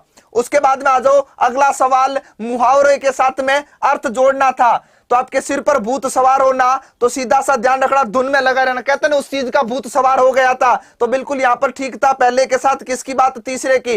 दाल भात के मुसलचंद, दाल भात में मुसलचंद घुस जाता है तो बिना मतलब के क्या देना? दखल देने की बात। गुल्लर का फूल होना मैंने करवाया था 5 दिन के अभ्यास में, एक तो गुल्लर के फूल होने की बात बताई थी, तो आपको याद होना चाहिए किसके संदर्भ में? कम दिखना, ईद के चांद की तरह काम करता है। या एक लिखाया था मैंने किसके? बसंत के कोकिल होना, बसंत के कोकिल मुश्किल होना, उस समय भी ये मैंने आपको बताया था। और ताड़ का वृक्ष किसी के काम का नहीं होता है, तो आपके किसके संदर्भगत यहाँ पर इसको जोड़ा जाए तो किसमें जोड़ा जाता है, आपके जो सिर पर भूत सवार होना, पहले का किसके साथ तीसरा, पहले का तीसरा यहाँ पर 3 जगह आ रहा है। उसके बाद में दाल बात के मुसलचंद, तो अब बिना बात के क्या करना, दखलंदाजी करना। यहाँ पर ये आपके सी विकल्प क्या हो जाएगा, ठीक हो जाएगा। विकल्प नंबर 3 क्या हो जाएगा, आपके सही उत्तर हो जाएगा। उसके बाद में आ जाओ भाई अगले सवाल पर। अगले सवाल पर बात करें तो किस विकल्प में तत्सम शब्द प्रयुक्त हुए हैं, बहुत सीधा सा था। विकल्प नंबर 2 वत्स का होता है बछड़ा या बच्चा कह सकते हो, और यहाँ पर उल्लू किसको कहते हैं, उल्लू कहते हैं उल्लू को। किसको कहा जाता है, उल्लू को। बाकी आपके जो है विदेशी शब्दावली है और तत्सम और तद्भव के साथ की बात करता है, तो विकल्प नंबर 2 आपके क्या हो जाएगा, ठीक हो जाएगा। अगले सवाल की बात करता हूं तो अंधकारी और अंधकारी उक्त का युग्म का सही अर्थ क्या था, तो आपके ये महादेव है और एक राग विशेष। राग समझते हो, गीत वगैरह जो गाया जाता है, तो ये एक प्रकार की भैरवी राग होती है मित्रों। क्या होती है, एक प्रकार की भैरवी राग होती है। इसको अंधकारी कहा जाता है। क्या कहा जाता है, अंधकारी। और अंधकारी कौन है, आपके महादेव की बात होती है। तो विकल्प नंबर 2 यहां पर भी क्या हो जाएगा, ठीक हो जाएगा। अगला सवाल देखें, किस विकल्प में सभी शब्द शुद्ध है। आप 5 दिन के उस अभ्यास को वापस देख लेना जिनका कल पेपर है, पूरी की पूरी हुबहू वही शैली चल रही है, कुछ शब्द वहीं से सीधे सीधे मिल रहे हैं। तो एक बार पैटर्न पढ़ के जाइएगा, शैली पढ़ के जाइएगा, वहीं से सवाल बनाए जा रहे हैं। तो यहां पर पूछा था तो शशि आपके खोटी है, जयंती आपके बड़ी होनी चाहिए, आपके जो है साधु छोटा होना चाहिए, मूर्त में ये बड़ा होना चाहिए था, आध्यात्म शब्द खोटा है, किरीट में आपके यहाँ पर जो है स्थिति कुछ इस प्रकार चलती है। तो चंद्रमौली भगवान शंकर का पर्यायवाची, समिष्ट, समाविष्ट और मुनिजन। मुनिजन में जन जुड़ते ही आपके मात्रा क्या दिख रही है, ऋस्व दिख रही है, तो बिल्कुल ठीक था विकल्प नंबर 2। उसके बाद में आ जाओ, बहुत ही शानदार सवाल पूछा था मित्रों, और आपको लगभग पिछले अभ्यास की कक्षाओं में ये शब्द अमूमन तौर पर मिल जाएंगे। निष्णात और निष्पक्ष और निष्ठा, और इसने कहा था कि भाई संगत विकल्प चुनना है। तो यहां पर व्यंजन संधि का उदाहरण आपको दिखाई दे रहा है, लेकिन ये विसर्ग संधि का जाएगा। ये निश जन नांत में जाता है और इसमें निश है, यहां पर भी निश है। और निष्ठा वाला आपके पढ़ा लिखा, प्रगति में प्र ठीक था, लेकिन यहाँ प्रति उपसर्ग ये खोटा है। अपेक्षित में आंगिक में अंग से एक बनता है, तो आपके क्या होगा, स्वल्प होगा, सुसुप्त होगा। अगर किसी को ये दिख रहा है कि इसमें जो है सौहार्द में ये नहीं था, तो सु जो होता है उसमें रिद्ध शब्द जुड़ता है। क्या जुड़ता है, रिद्ध शब्द जुड़ता है। इसको अच्छे से याद रखना। अप्रत्यय के मेल से सौहार्द शब्द मिलता है, इसको अच्छे से याद रखना। री आता है, आर में बदल जाता है, इसको याद रखिएगा। तो आपके बी विकल्प क्या हो जाएगा, ठीक हो जाएगा। उसके बाद में अगला सवाल, संधि के दृष्टि से असुमेलित बताना था। क्या बताना था, असुमेलित बताना था। तो भ्रातृधन उपकार, भ्रातृ उपकार बिल्कुल ठीक था। गति धन अवरोध, गत्य अवरोध देख लेना, पिछले वाले टेस्ट में करवाया है। मधु धन हरि मधुवरी, लेकिन यहाँ वधु कौन आ गई, छोटी आ गई। 50 बार लिखा है, मैंने अभी बताया था वधु हमेशा बड़ी होती है। वधु, स्त्री, नारी सब बड़े होते हैं, इसको अच्छे से याद रखना है। और हिंदी के संदर्भ में अपना अंतिम सवाल, किस विकल्प में सभी शब्द परस्पर पर्यायवाची। बड़ा सरल सवाल पूछा था। धनंजय, पार्थ, कौनते और गुड़ाकेश, किसकी बात करते हैं, धनंजय, पार्थ, कौनते, गुड़ाकेश। तो मित्रों एक चीज निकल के सामने आई है, जो पर्यायवाची का पोर्शन आ रहा है, वो पोर्शन कहीं ना कहीं नैसर्गिक चीजों से संबंध रख रहा है। या तो वो पौराणिक पात्रों से पूछ रहा है या प्रकृति से संदर्भ रख रहा है। तो ये तो थे आपके मित्रों हिंदी के संदर्भगत प्रश्नों की बात। अब अगली कड़ी में आपके साथ में जो है किशोर सर जुड़ेंगे, जहां पर गणित और आपके रीजनिंग के पोर्शन को करवाएंगे। तो धन्यवाद, और कल के एग्जाम के लिए आपको असंख्य शुभकामनाएं। बिंदास तरीके से पेपर अटेंड करिएगा। धन्यवाद।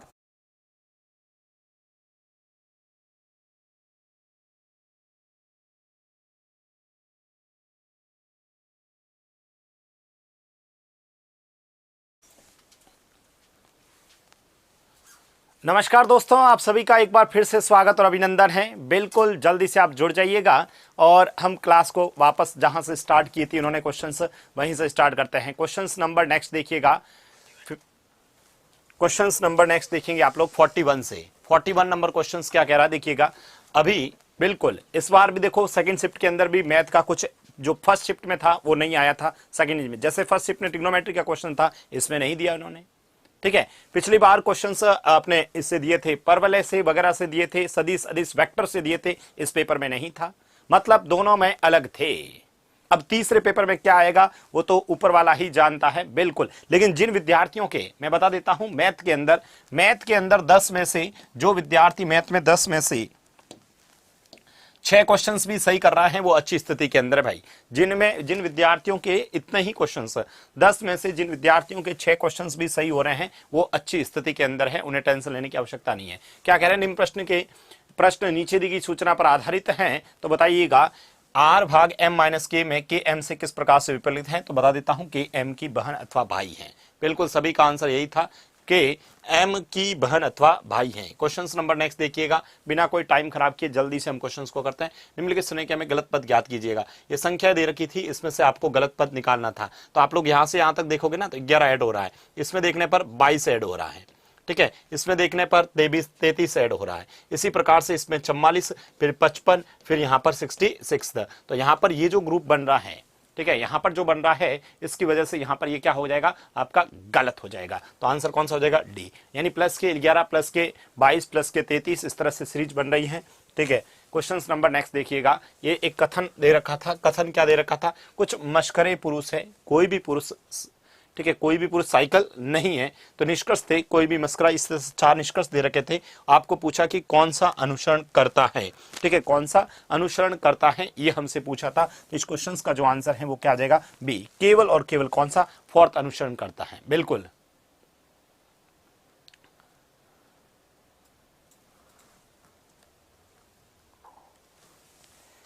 बिल्कुल एक स्टूडेंट कमेंट कर रहा है कि सर पेपर देने के बाद मैं दुखी था या दुखी थी, लेकिन विद्यार्थियों के कमेंट पढ़ के वापस में खुशी हो गया। मतलब विद्यार्थी क्या, जीवन में कुछ विद्यार्थी ये देखते हैं कि मैं सुखी हूं या नहीं हूं, लेकिन यदि दूसरा दुखी है तो मैं सुखी हूं, ऐसी भावनाएं बिल्कुल नहीं रखें। हाँ बिल्कुल, मैथ और रीजनिंग का पेपर, रीजनिंग का तो वही स्तर था, लेकिन मैथ का जो पेपर का स्तर था वो कुछ हट के आया था, तो चिंता करने की आवश्यकता नहीं है। जो भी विद्यार्थी 5 से 6 क्वेश्चन यदि सही कर रहा है तो उसको कतई चिंता की आवश्यकता नहीं है, निश्चिंत रहिएगा। जो हो चुका है, अब जिनका पेपर कल है उनको थोड़ा सा सोचना है, कुछ कर सकते हैं। तो देखिएगा क्वेश्चंस में क्या रहे हैं, आपको ये दे रखा था कोडिंग डिकोडिंग, और इसमें 123 का मतलब ये दे रखा था, 356 का मतलब दे रखा था, और 589 का मतलब दे रखा था। कौन सा अर्थ वेरी है, ठीक है, क्वेश्चन नंबर 44 में कौन सा अर्थ वेरी है। तो इस क्वेश्चन का आंसर क्या था, 6 था।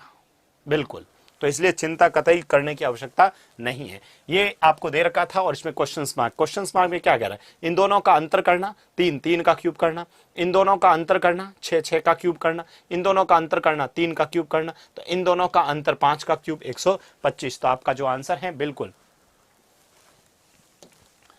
क्वेश्चन नंबर 46 क्या कह रहा है, 46 नंबर जो क्वेश्चन है वो आपकी स्क्रीन पे दिख रहा है।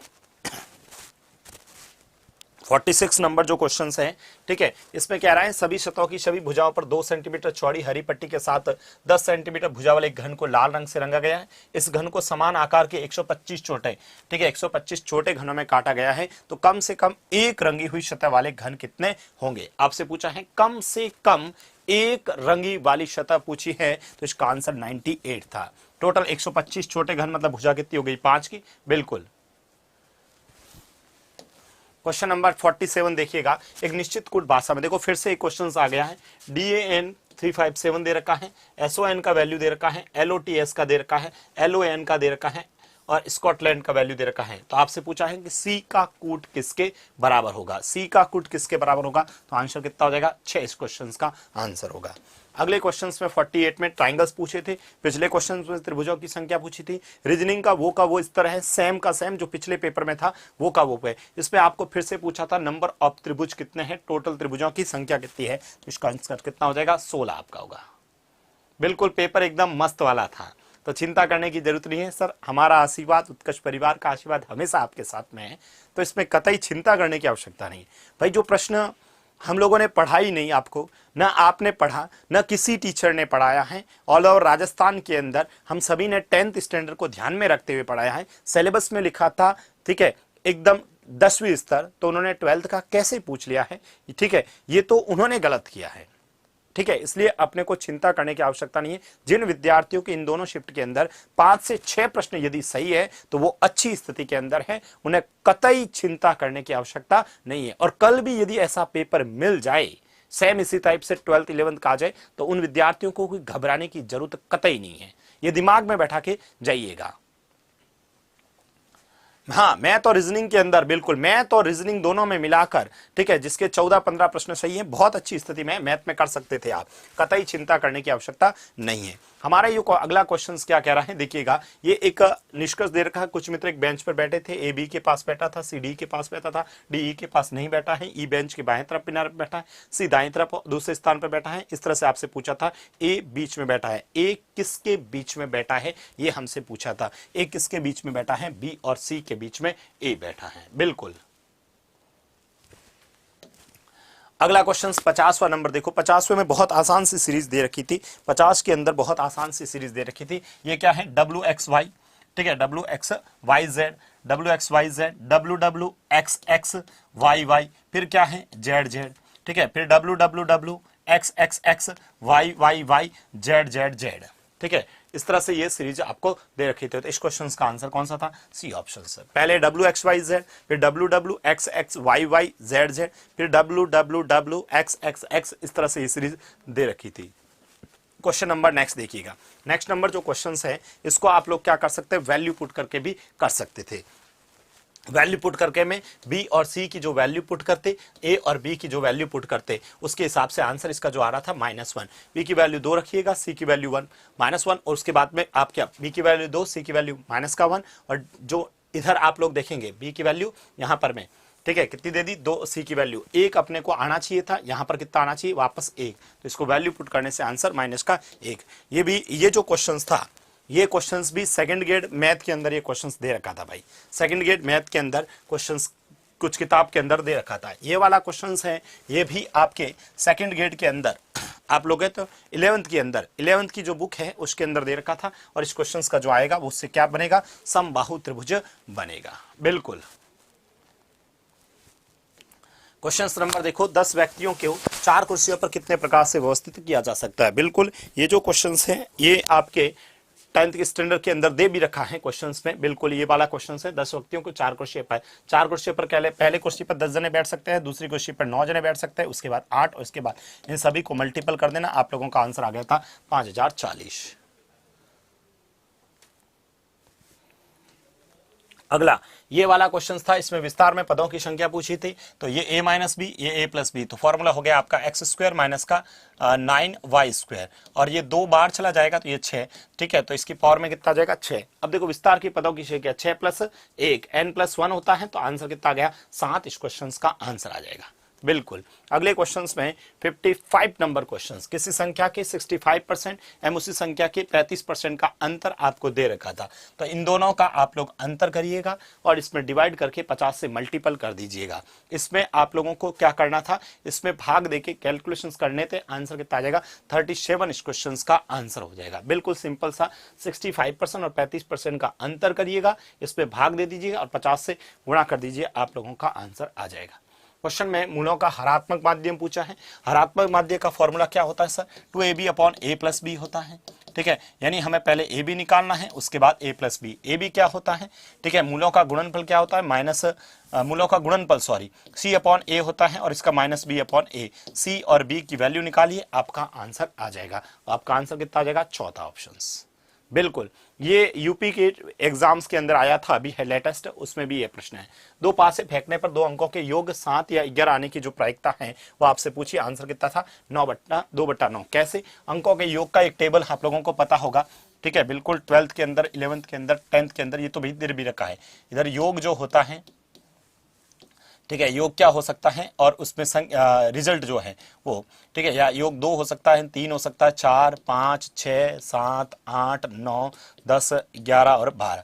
इधर रिजल्ट की बात करें तो 1, 2, 3, 4, 5, 6, ठीक है, वापस 5, 4, 3, 2, 1। हमें पूछा था 7 और 11। 7 पे देखो ये आ रहा है 6, और 11 पे देखे तो ये आ रहा था, ठीक है, तो 6 और 2 8, 8/36। आंसर कितना आ गया था सर, 2/9 आपका आंसर था, बिल्कुल। क्वेश्चन में ये भी 58 नंबर, थैले में 1 रुपये 50 पैसे की संख्या दे रखी थी। आंसर कितना था 144। 1 को इससे गुणा करते, 50 से इसको गुणा करते, 25 से। टोटल पैसे दे रखे थे 228 बटा में टोटल रुपए इंटू में 100 करोगे, आंसर 144 हो जाएगा।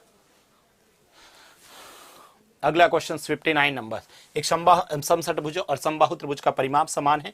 ठीक है, समषटभुज का भुजा जो मान लेते हैं 6a1 बराबर में 3a2 दे रखा था, और आपके जो पूछा था क्षेत्रफल वो कितना होता है 6 × √3/4 a1 का स्क्वायर बट्टा में √3/4 a2 का स्क्वायर, ये आपसे पूछा था।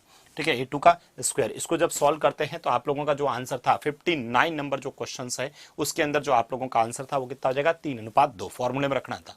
बिल्कुल। अंतिम प्रश्न देखिएगा। 8 सेंटीमीटर त्रिज्या वाले एक धातु के गोले को पिघलाया गया और उससे पुनः 5.5 सेंटीमीटर त्रिज्या की कितनी गोलियां बनेगी। आपसे गोलियों की संख्या पूछिए, नंबर ऑफ टोटल पूछा है, तो आंसर कितना हो जाएगा 4096 हो जाएगा।